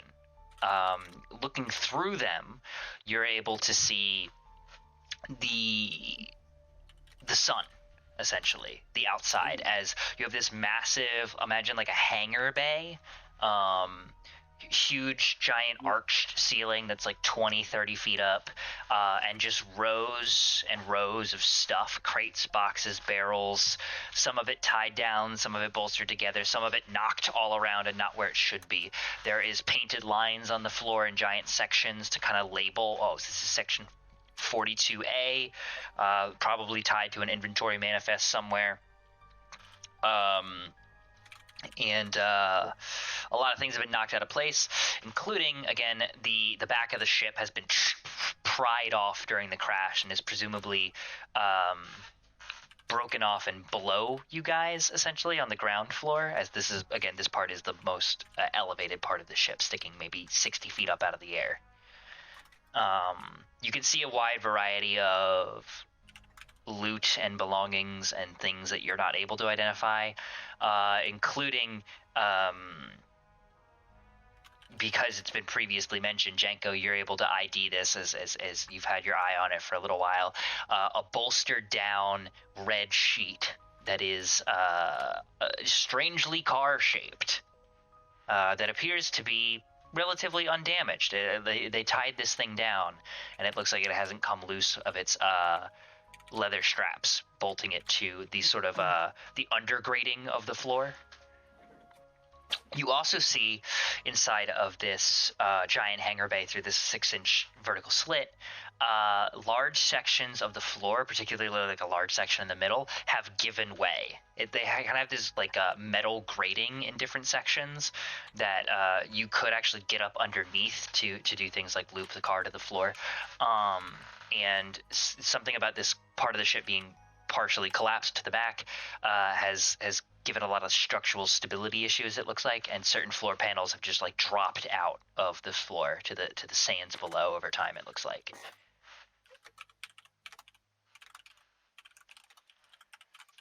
That's not good. Imagine like the end of Halo 3 when you're driving on the escape path and there's just chunks missing out of the floor. Yeah, we gotta That's get that all music. part of Halo 3. Yeah. Yeah, so challenge 1 is how to get this door open. Of course, there's a comm pad to the side. It appears to be in working order. No emergency errors. Like I said, the door seems to be physically damaged rather than electrically or overridden in any way. And then there is obviously a potential risk of milling about this partially collapsed room once you get in, along with the challenge of finding things you want to find, obviously, in this mess of disarray. Okay. So I'm curious if there is going to be any method that we could use to wrench these doors open. Is there any like bits of rebar or loose pipe that have fallen loose anywhere that we could potentially use as like a crowbar to kind of leverage the door? Sure. You go back in the hallway about 60 feet and you find a section of pipe that has been just like ripped out of the wall, and you're able to get a large like pipe about 3 inches in diameter. Pretty thick pipe. Okay. Yeah, so Weevil ka-chunk, ka-chunk, ka-chunk, kind of clomps back and holds the pipe out and says, Who would like to take this? I am critically injured, and I require bed rest. However, I am not able to get bed rest, and so I should avoid straining myself further. and maybe he's milking it a little bit, but he's saying, all right, so one of you fuckers take this pipe. I'll take it. I'll see what I can do. Okay. I think on the... I think Rhodey would be this. Rhodey kind of looks the strongest, right? Does Rhodey generally look the strongest in stature? Yeah, I mean he's got some beef on him for sure. All right, But make yourself keep in mind, useful. although he is in good shape and he's like, But like Michael, how tall is your character? It's like 3 feet tall. Dude, Colby is absolutely going to object to this. You just Listen, All right, man, I don't mean to be rude, but like, if we're trying to pry open a door, maybe it should be him. Janko is like fucking. He jams this pipe into the wall, and he's like in the air, dangling on it. Like, yeah, come on. I feel like he stepped up just to see who would vote. I mean, I'll do it. I just, If you insist, Rudy, if you insist, if you can, good luck. Okay, go for it. Good luck. Yeah, okay, little guy. You ain't lose. and then Brody will telekinesis it. He does not say you ate lube. Oh no, damn it! I was hoping this would be his confession. Yeah, no. Brody will use telekinesis to try and open it. Oh, AKA okay. his mouth. Yeah. Do you Yeah, pretend yeah, like you're yeah. trying to pry it open, or do you just not even? No, you know what I'll do to look cool for everybody? I'll like put a hand on it and just try and do it by hand almost. Like I'm trying to use like the force that I'm applying when pushing against it as friction to open it, then actually using my telekinesis to open it. And then if I'm successful, I will then flex really hard as everybody looks at my arm. You get a hernia. Yeah. I try and I shit my pants. Okay.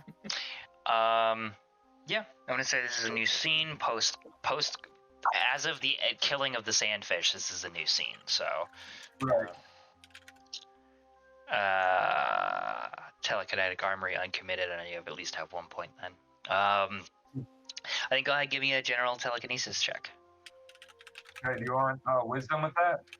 Yeah, that'd be good. And some fries. Okay.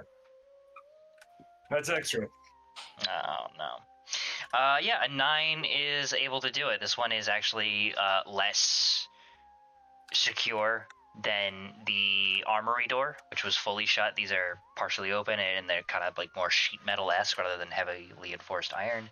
So you're able to kind of apply pressure with one hand and subtly use your telekinesis with the other to pry this open, and it rips open a few feet, and the pipe kind of clangs to the floor, no longer in a leveraged position, as this gap is now wide enough for you guys to slide through. It's about 3.5 feet wide.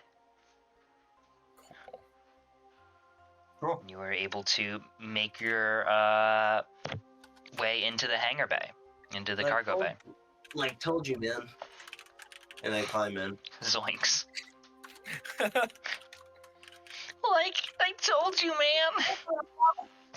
Like, I don't mean to be a dick, but that was great.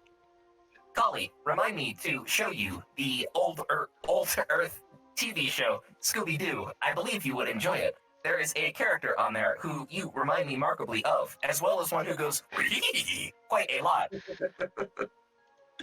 Wow, I really like things that go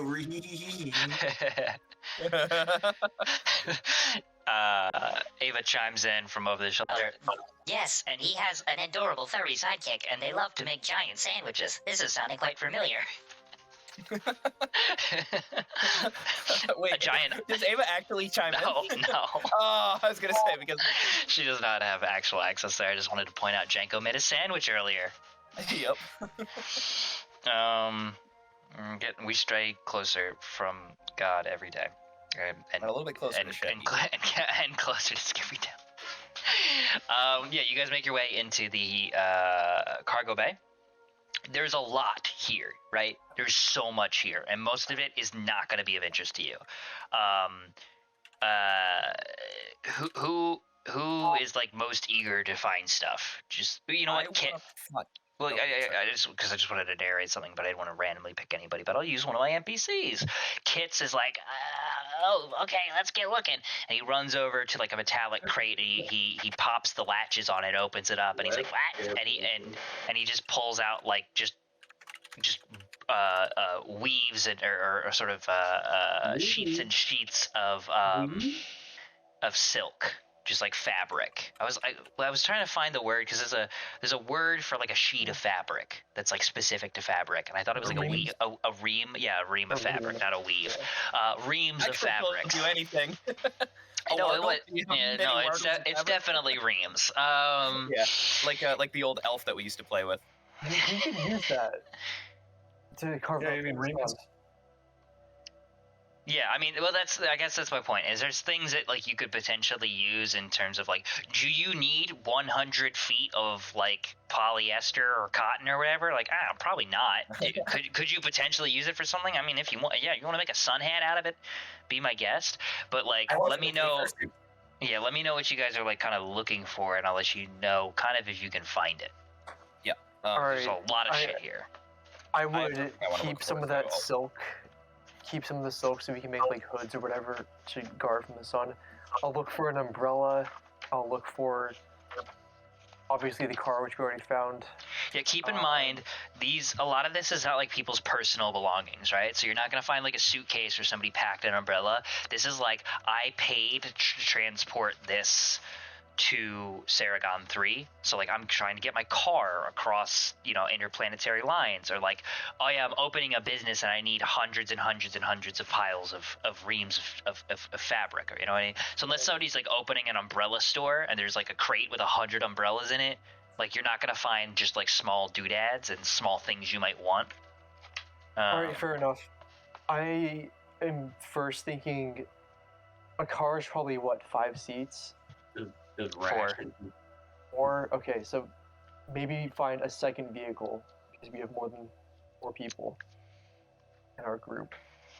Are there any like dirt bikes or little hovercraft deals? Are there smaller vehicles around here? Well, I mean, you can sit on somebody's lap. That one's true.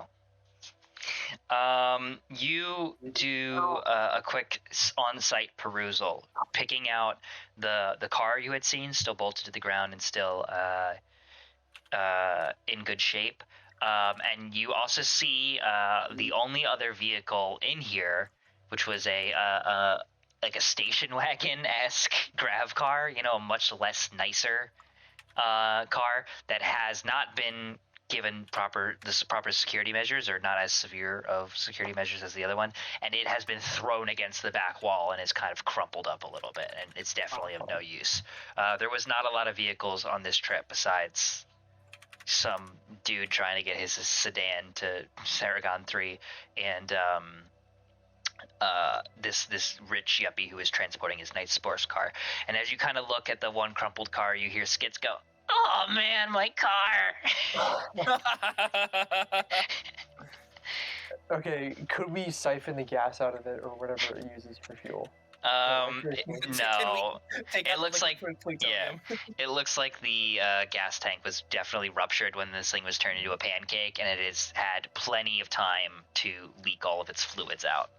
This thing has been sitting in its corner in a pile for the past like 36 hours. We're gonna. You can siphon the gas out of the sports car, but Alex, do rations include water? yes. Okay, then never mind.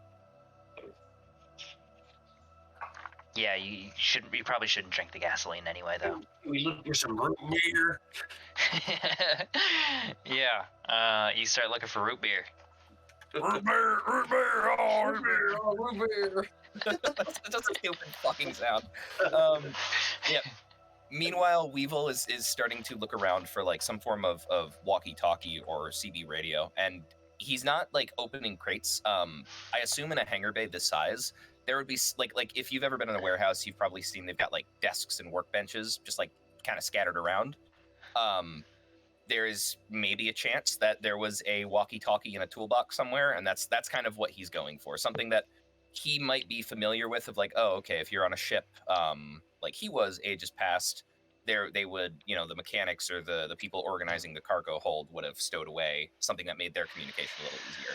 Yeah, give me a notice wisdom check. What? What? Ooh, 9. It really takes held up that notice right there. It was funny. it takes a while to find because the communication devices they used were just compads on a localized server. That's how they communicated. They didn't really need Yeah, for walkie-talkies. fucking space slack. Exactly. But you do find after a while of searching on like a far pillar. There is like a break in case of emergency box that has like a fire extinguisher in it, and it's also got a pair of walkie-talkies. And now I will 100% take those. You guys hear assuming they're charged. just a tiny hammer unfolds from Weevil's index finger, and he Yeah, breaks the it just- glass. He's got a Metatool, and for flavor's sake, I've always imagined it kind of mounted with him. And so yeah, literally that. Like one of his right index finger swivels backwards, and like a slot opens on his the middle joint, and like a fucking hammer unfolds and ping, and it just like folds back, and he peels away the glass and takes out the walkie-talkies. As and I'm Weaver curious- breaks the glass and gets a shot in his finger, taking 1 damage. Yeah. Weaver He fucking dies. dies, and He we bleeds just out hear on the floor. He fucking dies. I want to know if these only can connect with each other, or if there's a Yes. potential that. Okay, so that's something at least. I was hoping it'd be like, yes, 100-mile radius. Oh no, you know what? Sorry, it's stupid. They're like radio signal based, so you just have to tune into the same frequency. Okay, hell yeah. So potentially we could scan and see if we hear anything. Bing bong. What should I mark for encumbrance for those? Because I don't have any more encumbrance on my sheet. They should be walkie-talkies and the equipment stuff. Let me see. I think it's called. I hate that they're not alphabetical. That's so annoying. Yeah, it's really weird. Field equipment. It should be called. Telescope and survival, scout report, rope, rations, pressure temp, box. Yeah, boy. Field radio, Jesus. Oh, I see. I don't know why that took forever to fucking find. It uses a cell to power it for months on end. Okay, cool. A limit of about 2. We're gonna change that to miles. Fuck you. I realize that it's not actually 2 miles, but 2 miles. Yeah, so is that 2 that I have or 1? You have 2. Okay, so I'm gonna take 1, and I'm gonna have to drop something else, and then I'm gonna give someone else the other one because I can't physically keep carrying these. Yeah. Who wants the other one? I'm already fucking stacked. I'm already stacked too. God I think I'm actually gonna have to drop my. You're really bad at this. I'm gonna have to drop my pistol to just get my rations not be over encumbered. Honestly. Also, what? Also, what it's does worth over- noting that, I think you were just asked this, and I was going to bring it up. There is lightly and heavily over encumbered, and then there's you can't carry anymore. Lightly is 2 more readied items and 2 more stowed items than your total amount allowed, and that reduces your movement speed essentially from 30 to 20, and then you could do an additional 2 for a total of 4 over to reduce it by an additional 10 feet, so from 20 to 10. Okay, so what if I have like 5 out of 5 readied and 11 out of 10 stowed? It doesn't quite hit that. Would that still be? It's would, up like, to the it's second up to go it's over? up to 10. It's up to 2 each. So Oh, okay. if you have 5 out of 5 and 10 out of 10, you're fine. If you have 6 out of 5 and 10 out of 10, you are still lightly encumbered. And if you have 7 out of 5 and 12 out of 10, you're just as lightly encumbered as you were with the previous amount. Okay. So it's like I'll- you might as well go like balls to the wall and just pick up more shit until you're just about not lightly encumbered anymore. Yeah. All right. I'll go ahead and I'll take 2 then. I think you also get a minus to dex/movement based checks while you're lightly encumbered. I think it's going to be a -1 and a -2. And we'll keep that in mind and hopefully avoid those situations because I don't think Weevil is the person to be put into who needs to be put into a situation where he needs to make dex saves right now. So yeah, I break glass, scrape that aside, slot them into various ports on my body, and I immediately begin tuning. I'm trying to see if I can. I don't want to broadcast any signal, but like when you're scanning on an old FM radio, you like turn the dial and you hear like if you scroll past anything that's broadcasting, I want to see if I can identify any comprehensible radio chatter. You sit there for a while, very slowly tuning back and forth, listening for something, and you start to get music at one point. Radio frequency 125.5. As you get kind of the very dull, kind of chunky guitar riffs, followed by a background noise of like kind of something mechanical and whirring a little bit.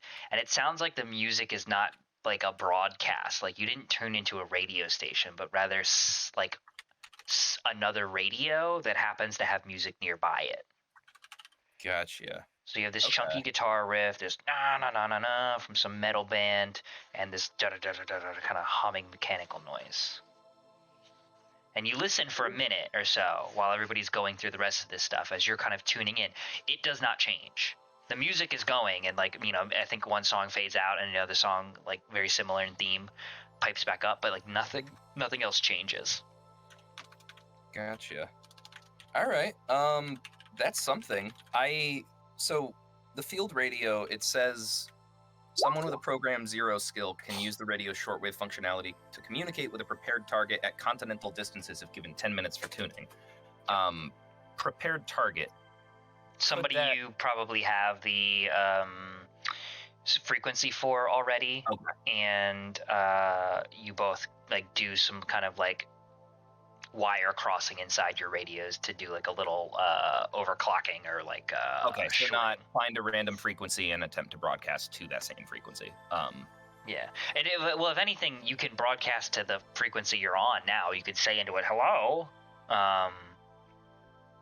but this is continental distances. This is so the difference here is you can make it a long wave radio if you and the person you're trying to talk to like have an agreed upon kind of thing, and you overclock your radios at the same time. You can talk to them while they're in Africa and you're in America versus the 2-mile radius that they normally have.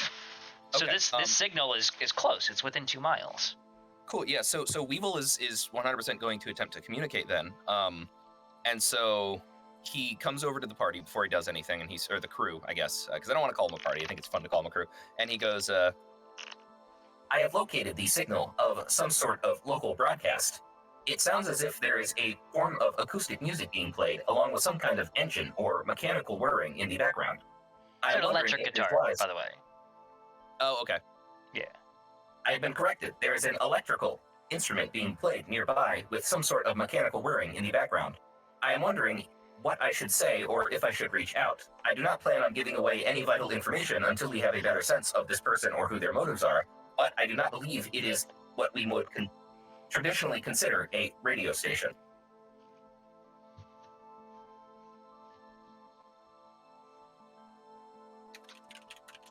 I'm thinking, okay, what if that structure we saw in the distance, it might be a group of people, putting out a frequency. It's the closest thing that we've seen besides this ship.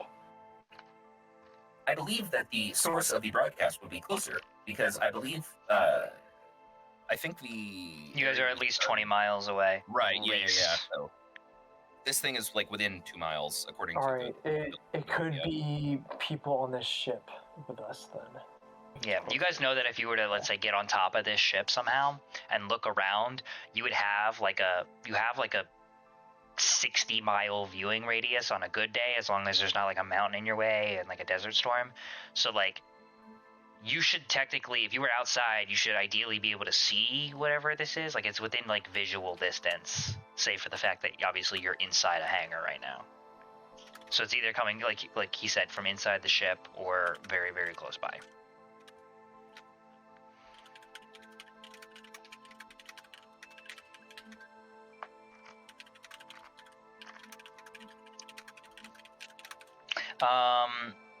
if you guys are still, you guys obviously feel free to continue the debate on this about reaching out. Weevil is positing this question, kind of calling out across the hangar bay as you guys are discussing this. If anybody also has anything else they're looking for, let me know. I mean, the one thing I would love to say, I know I've kind of dominated the conversation, but car, that is the one thing. Just like, yeah, it's there. Make sure we don't forget about that. Yeah, we know where that is, and we just want to make sure it's operational. But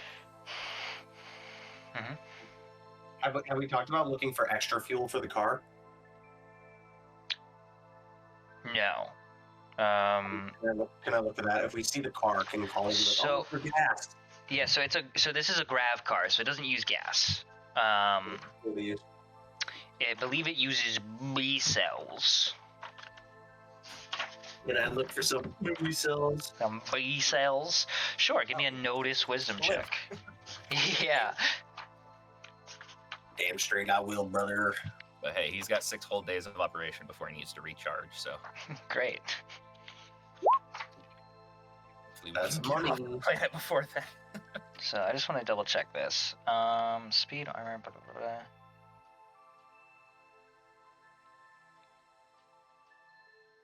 Yeah, they use B cells. There's no reason they wouldn't use B cells. Oh, here it is. Grav cars. Yeah, it's fucking okay. You wander around for a fair bit, and you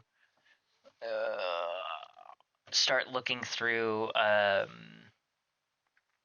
boxes and any labels that you can find to save the time, and you find a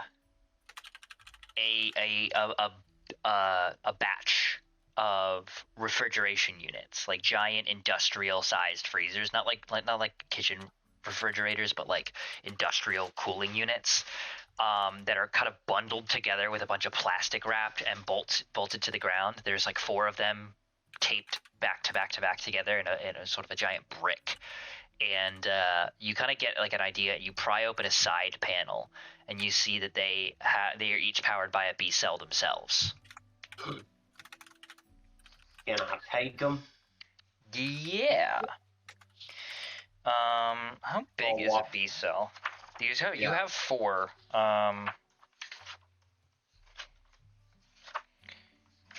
But my friends like around man, come help me lift these. Bro. yeah, they're definitely not like. If anything, they're like a car. There is like the biggest they'll be is as big as a car battery, but I'm pretty sure they're even smaller than that. So they're not like, oh, I need help lifting them big. I'm just trying to get like a reference even for myself. They only use 1 encumbrance, so though they're not much bigger than an A cell. I think the difference is you can't bundle them. Mm-hmm. So they're like These are like fusion cores from Fallout versus fusion cells, I guess. I don't know. That's how I'm trying to. Yeah. They're kind of I imagine almost like a D battery, but maybe like a little bit longer. They're not even that big. But yeah, so you can pocket them if you have the space or whatever. But yeah. I mean, fuck it. I would love to load up the car with those because that gives Weevil an extra week of operation if he can get one of those. And I'll take one for myself for a little bit extra encumbrance because I'm still not at the heavy encumbrance yet. So we can stow away 3 if you let me take 1. Yeah, I think that works. As long as we can get them over there. Can we just how does it work with just stowing them in the car so they're not on our person?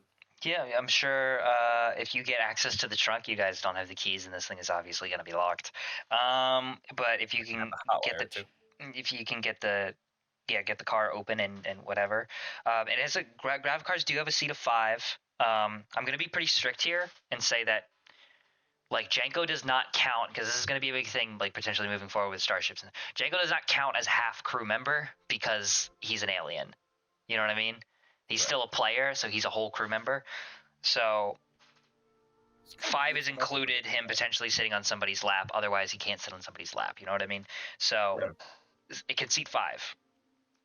is not 5 one and of Janko us. on somebody's lap. Yeah, but Um, we've got 6 with us right now. There's not like there's not a storage unit per on this thing. Like it doesn't say like, oh yeah, you can shove this much shit in a car trunk, but obviously you can shove a very reasonable amount of thing in a car trunk. So like, yeah, a couple like your extra guns, some extra rations, a buttload of batteries. Like yeah, obviously all that can fit in a trunk. Okay, awesome. Yeah, I guess the issue is we have 6 and the car seat's 5. Can we tie someone to the roof? I mean, we could. I wonder if it would be possible to fashion some form of sidecar. It may be a bit jerry-rigged, but we have enough spare metal and know-how that it may be possible. I don't know. I wouldn't know the first thing about that, man. I mean, you know, Janko's got some welding expertise, so maybe we could. Janko building a sidecar. Unless one of us volunteers to stay behind and the others go, which I'm not a fan of. Yeah, no, it's not gonna work. We kill and eat kits. I could try to fashion some together, but it's gonna be really probably weak. Yeah, I think the smartest decision is to split up. So 4 of us go in the car and 2 of us stay behind. It'll be me, Weevil, Janko, and Rhodey.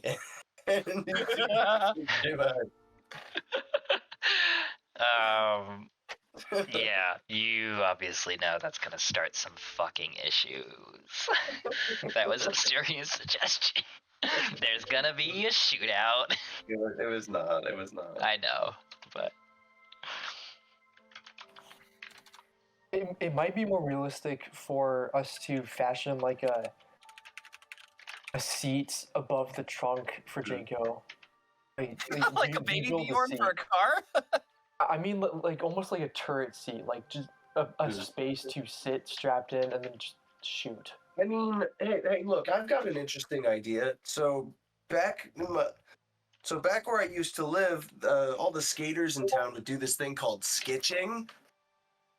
So if we could, let's say, find me some sort of board to surf on the sand and have a rope that could pull me along, I might be able to just be dragged on the back. That might work. That could be possible. It's probably the cheapest option. Yes, that is certainly a very resource-conscious option. Although, I do wonder about this motor that I am hearing on this field radio.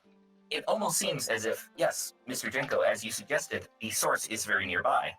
As I suggested earlier, I wonder if this may be the vehicle that the fuelmaker used to get here.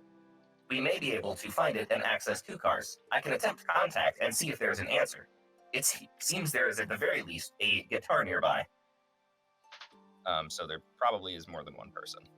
yeah, you also I should make it more clear. It's not just an electric guitar. It kind of just sounds like metal music in general. So there's like there's no vocals, but there's like a drum and stuff in there too. Gotcha. There's absolutely no way I can tell if this is like another radio playing music nearby or someone playing like a band.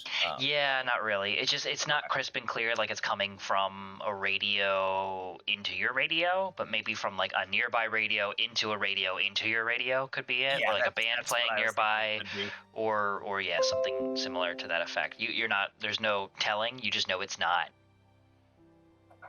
Yeah. There's a little bit of distortion. Mm-hmm. Mr. Rhodey, did you ever see any other people other than that one fuelmaker?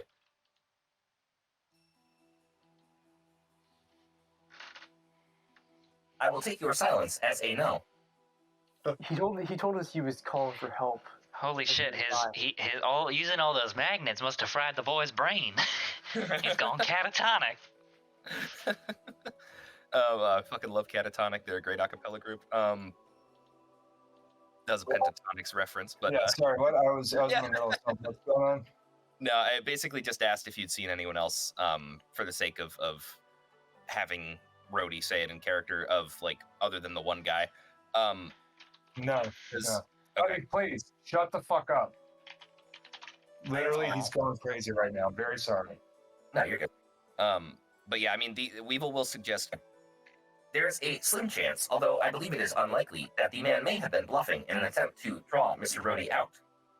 Obviously, I was not there, so I do not know, but there is no guarantee that there are other people very close. This could be a car that he left idling, with the radio still on. So yeah, I mean, if no one is gonna jump in and tell Weevil otherwise, Weevil is going to attempt to transmit through the radio. Okay. Go ahead, no objections. Cool. Do you Hello? say anything specific? Okay. Do you read me? I am attempting to contact assistance. Hello? There is a long pause of unchanged sounds, aside from the music continuing to play, and that's the case for the next 2-3 minutes. There's no response. Just heavy metal. Okay, so I'm gonna leave the radio on, continue listening, and if there's ever a break in the music, then I'll try the same thing, same message. Just listening for a few minutes, but I'm not gonna like sit there being like hello, for like the entire time. Yeah, I mean, aside from you during like 2 minutes later, the music like fades down and the songs are transitioning, and then a new song starts up, and you kind of like recheck in during that blip, and still no response as the next song winds up within a few seconds. And Okay. I wonder if my suspicion about it may be an abandoned car is accurate. I believe it is worth investigating. Once we have activated and loaded up the grav car, we could extricate ourselves from the building, or from the ship, and then do a quick lap in the new vehicle while leaving one or two behind in order to stand watch. I mean, there's still a sketching idea. Yeah, there certainly is. But I don't want to get turned into rusted metal on the back end of a car. yeah, keep in mind. Yeah, I mean, maybe I forgot how you plan to sketch exactly, but these cars, they hover several feet off the ground, so they will kind of be dragging you behind in a kind of unceremonious way. Well, yeah, that's the point. If you do guys, it's think of like water skiing. Yeah, but with water skiing, you have your feet on the ground. Here. Why don't we just do this? Well, I'll get in the car. I'll use my magnets to lift up Weevil, and we'll be on our way. But how long can you hold them? As long as I want. It's a magnet. Sarah kind of crosses her arms. She goes, all right, well, one problem with that, Magnet Boy. Car's locked, and we don't have the key to start it. Well, We try to hotwire it. If we can't hotwire it, we could maybe locate the owner, go to their room, find their key or something. yeah. It'll take a while, but Yeah, it absolutely will have to be very thorough, but Yeah. that's an option too. Yeah, I mean, fuck, let's fucking pull this car out and break a window and get in, I'll make Although an I wonder attempt if to a car is like hotwire it. a Thunderbird convertible or something, like it's got no top, so we're fucking getting radiated as we're driving. I hope it's got a top. Oh, yeah, man, me too. So, yeah, I mean, if I will So attempt. is that the move? We're gonna break the window. Brody will punch it if so. Yeah. Yeah, fuck it. We'll see if we can just hotwire it. I'm just doing a standard punch, not a telekinetic punch. You don't need to roll for that. You punch through the Okay. window of this car. And the glass shatters, spilling all over the driver's side chair. And yeah, the alarm starts kind of blaring into the empty hangar bay. Okay.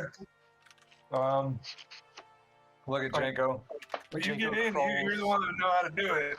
He crawls in trying to get and goes under the steering wheel and tries to just take away at this thing. Probably a fix int check. I'm Yeah, I assuming. think that's fair. That's fair. All right. See. I think I'm the only one who's listened to the backstories. Does this feel a little familiar, Jenko? Is this the situation right here? I haven't done this before. What are you talking about? As the irony maybe dawns on you, you don't have much time to really quietly reflect on that as the engine roars to life, and the car is temporarily started. You kind of pop up and you see because you know that once you turn this off again, you're essentially gonna have to kind of re-hotwire it. But you look up at this sort of system diagnostics, the heads-up display. There is about 3/4 of a gas tank, and all of the RPMs, the engine heats, et cetera, look they look in good condition. Nothing to be worried about. No check engine lights. Cool. All right. The question is, do we give a shit about finding the key, or should we just take it and go, as is? Yeah.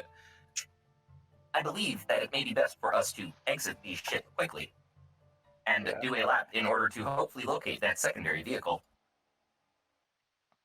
Yeah. All right. Yeah, because we've pretty much done everything we wanted here, except for locating the black box and actually getting to the bridge. But that would require a whole other ordeal we're not necessarily prepared for. Yeah, that's my vote. Get in this thing and get off this boat. Okay. If we need to make 2 trips, so be it. Dump some people at the bottom, and then we come back up and get the other. Yeah. So here's the thing about that.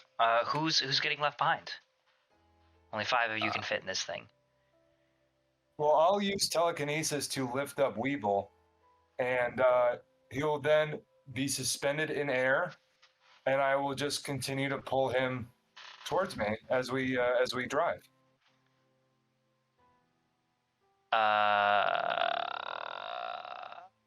Assuming that he doesn't weigh more than 440 pounds. Know. I mean, I don't know how much Weevil weighs. I don't. Never ask a bot his weight.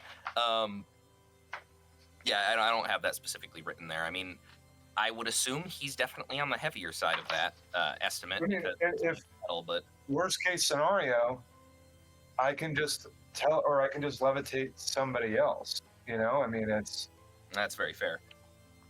And then, the other thing that just popped into my mind is, well, if pretty much every rule that applies to player characters applies to robots. One thing I want to keep in mind, just because I've been doing this narration aspect, and I remember we kind of established this with the very first time you used telekinesis in your one shot. But if you read the telekinesis kind of rules, this is not so much I look at it and it happens. It's very I stick my hands out, I use the force, I struggle kind of deal. Especially when lifting something heavy up. So I just want to stress that this is not something. Even if you could even if we settle that Weevil is only 350 pounds, and you can lift him, dragging him behind a driving car is going to be a difficult task, and one that if you lose concentration for a moment, you're going to slam him into the sand at 30 miles an hour and crack his neck open. Yeah. Because you're just I just want to point out that you're a little cavalier about it, and there is a lot of risk. Granted, not on Rhodey's head, but the telekinesis is not so much of a I do it, and it's done. Okay, then is there anything else in this area that we're in, maybe scrap metal, anything like that I could just maybe put on the desert sand and surf on the back of this vehicle? I don't know. Why can't we lap up where Kira sits on somebody's lap or something? Okay, so we've already established this. If you look at any of the cars, any of the vehicles in the book, there are hard crew limits about this can only seat so many people. Okay. We've established that just because Jenko he's an optional, you don't have to put aliens in this game. Imagine everybody's a human for the purposes of how many people can fit in this space. Jenko counts as a human. Yeah, so the only a car seats 5 is the answer. Gotcha. I mean, what I would suggest is that before we settle on any hard options like that, is that we get this car working, and like grav cars, they don't drive traditionally, and if I remember correctly, we're still 60 feet up in the open back end of a ship. So I'm assuming, hopefully, this car can lower itself to the ground without issue. Maybe it can't get back up, but it should be able to get down, I'd imagine. It's a bit of a gamble because you're gonna have this like part where it's hovering more than it can. It can't fly 60 feet in the air. It can only fly about 10 to 20 max. So you're essentially going to drive it off a cliff. It's going to drop 40 feet, and then the hover is going to begin to engage, and hopefully that will that clearance will break your fall before you collide with the dirt below. Yeah, and we leave one person up here, and then Rhodey lowers them down after the fact, and then we do the lap. A couple people stay behind. Hopefully, if Weevil's hunch is right, this car is here, and that is an idling thing and a radio, and then we can decide our next course of action with 2 functional vehicles. That would be the optimal course, I think, is as opposed to one person is being lifted behind by telekinesis at 40 miles an hour, or one person is skitching on the back over dangerous desert terrain. Yeah, you guys are one wrong turn away from cracking your necks at that point. Yes, exactly. That's warning. We're very squishy. We're on a desert alien world, low medical assistance. So that is Weevil's suggestion. I don't know, man. I was one of the best surfers in town. If you have a death wish, be my guest. I think we should entertain it. I think we should get at least the supplies to create like a little surfboard situation for Kali if he wants to. Yeah. Well, otherwise then we'd have to split up. At least put the gear we have to in split a up no matter trunk. what. We can't all get down in the vehicle in one go. That's the end thing here, I think, is we're gonna need to, at the bare minimum, leave at least one person up here and figure a way to get them down, because we can't all fit in the vehicle. Hey, Rhodey may be able to just exit first and use his psychic shit to catch the vehicle to make sure it lands The safely. vehicle definitely weighs more than 400 pounds. Oh, that's right. Never mind. Yeah, maybe when I'm a little stronger. All right, how about this? I'll stay behind. One of you also stays behind. You guys drive. Go wherever you need to go. Drop them off. Come back. Pick us up. I'll volunteer to be one of the ones that stays behind. I will also. Probably not you. You should go ahead, because you're a stiff wind away from getting permanently knocked over. Right, do we know for sure that the exit of the cargo bay is going to be like 60 feet up? Is that like a fact? Oh, we can look out, like it's Yeah. a torn Okay, so open. it's already open. Okay. Yeah, like the back end of the ship is torn off, and we are looking at the sun. We could also just walk, because at this point we might have been able to get wherever we wanted to go. Yeah, I mean, well, that's the thing. We don't have a clear destination in mind, so I want to. Weevil's thing is he wants to do a lap around the ship to just to confirm or deny that there is a second idling vehicle. Because if we pass that up and we're not able to fit everyone in a single vehicle, Well, that's Okay, then why don't Janko, Sarah, buddy, Janko, Sarah, maybe like one other. You guys go and just do a lap around and then come back. And Rhodey will stay and wait. And just in case if anything happens, obviously he's there to fight. Yep. I mean, I'm on board with that. I'm good with being in the group that goes or stays. I don't know if anyone else is feeling the same way, but like we've got plenty of shit in here. So one thing that Group B could do while Group A goes out in the car is we could try and assemble a surfboard. Like some kind of skitching thing as a option B, in case they don't find that. I'm gonna fast track this here because it sounds like you guys essentially have a plan and just aren't committing to it. What I need is who's gonna drive the car. I don't even need to know who's all going in the car. I just need to know who's driving to get this thing out of the. Okay, great. Give me a quick pilot dex check. I'll also accept int Pilot dex to drive this car out of a giant drop. Where I narrate kind of what's going on here. Great. And I have an expert thing in case that doesn't work. Yeah, go ahead. Give me that. Yeah, thumbs up.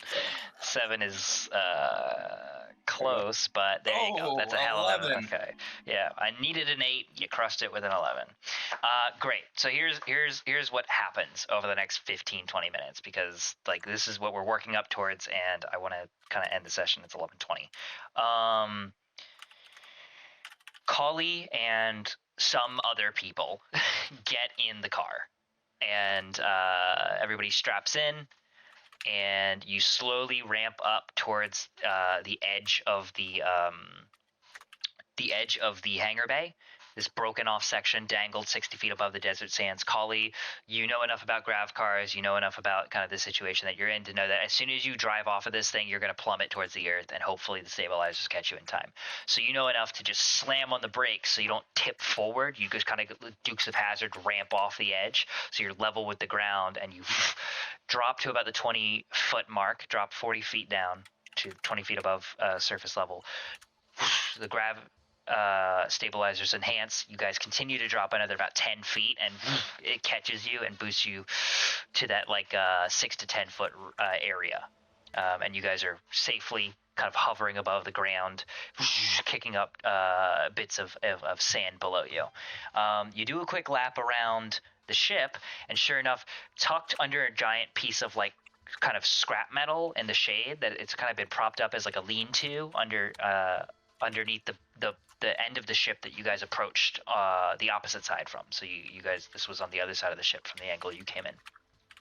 There is kind of a rusty brown colored chopper, like Harley Davidson motorcycle with its kickstand leaned up into the sand, and it's got a little field radio clipped to the handlebars, as well as the sort of CD player built into this Harley Davidson is playing this heavy metal music, and the bike is currently running. Just I want Weevil to be in the car just so that he would have left one radio back with Rhodey, and Weevil just get those Ha ha! I fucking told you so. And sure enough, and you guys are able to unload from the car, and this is a good point actually. You guys are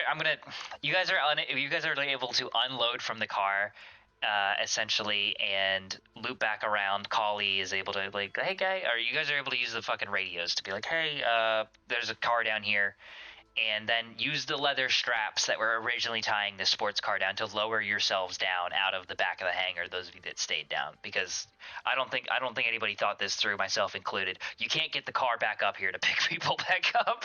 Yeah. You can't make 2 trips.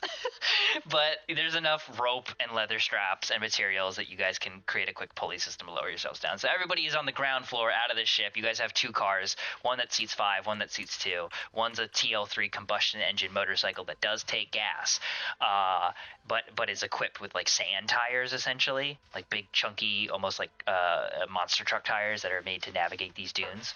And then the other is this fancy grav car. And that's take the chopper if nobody.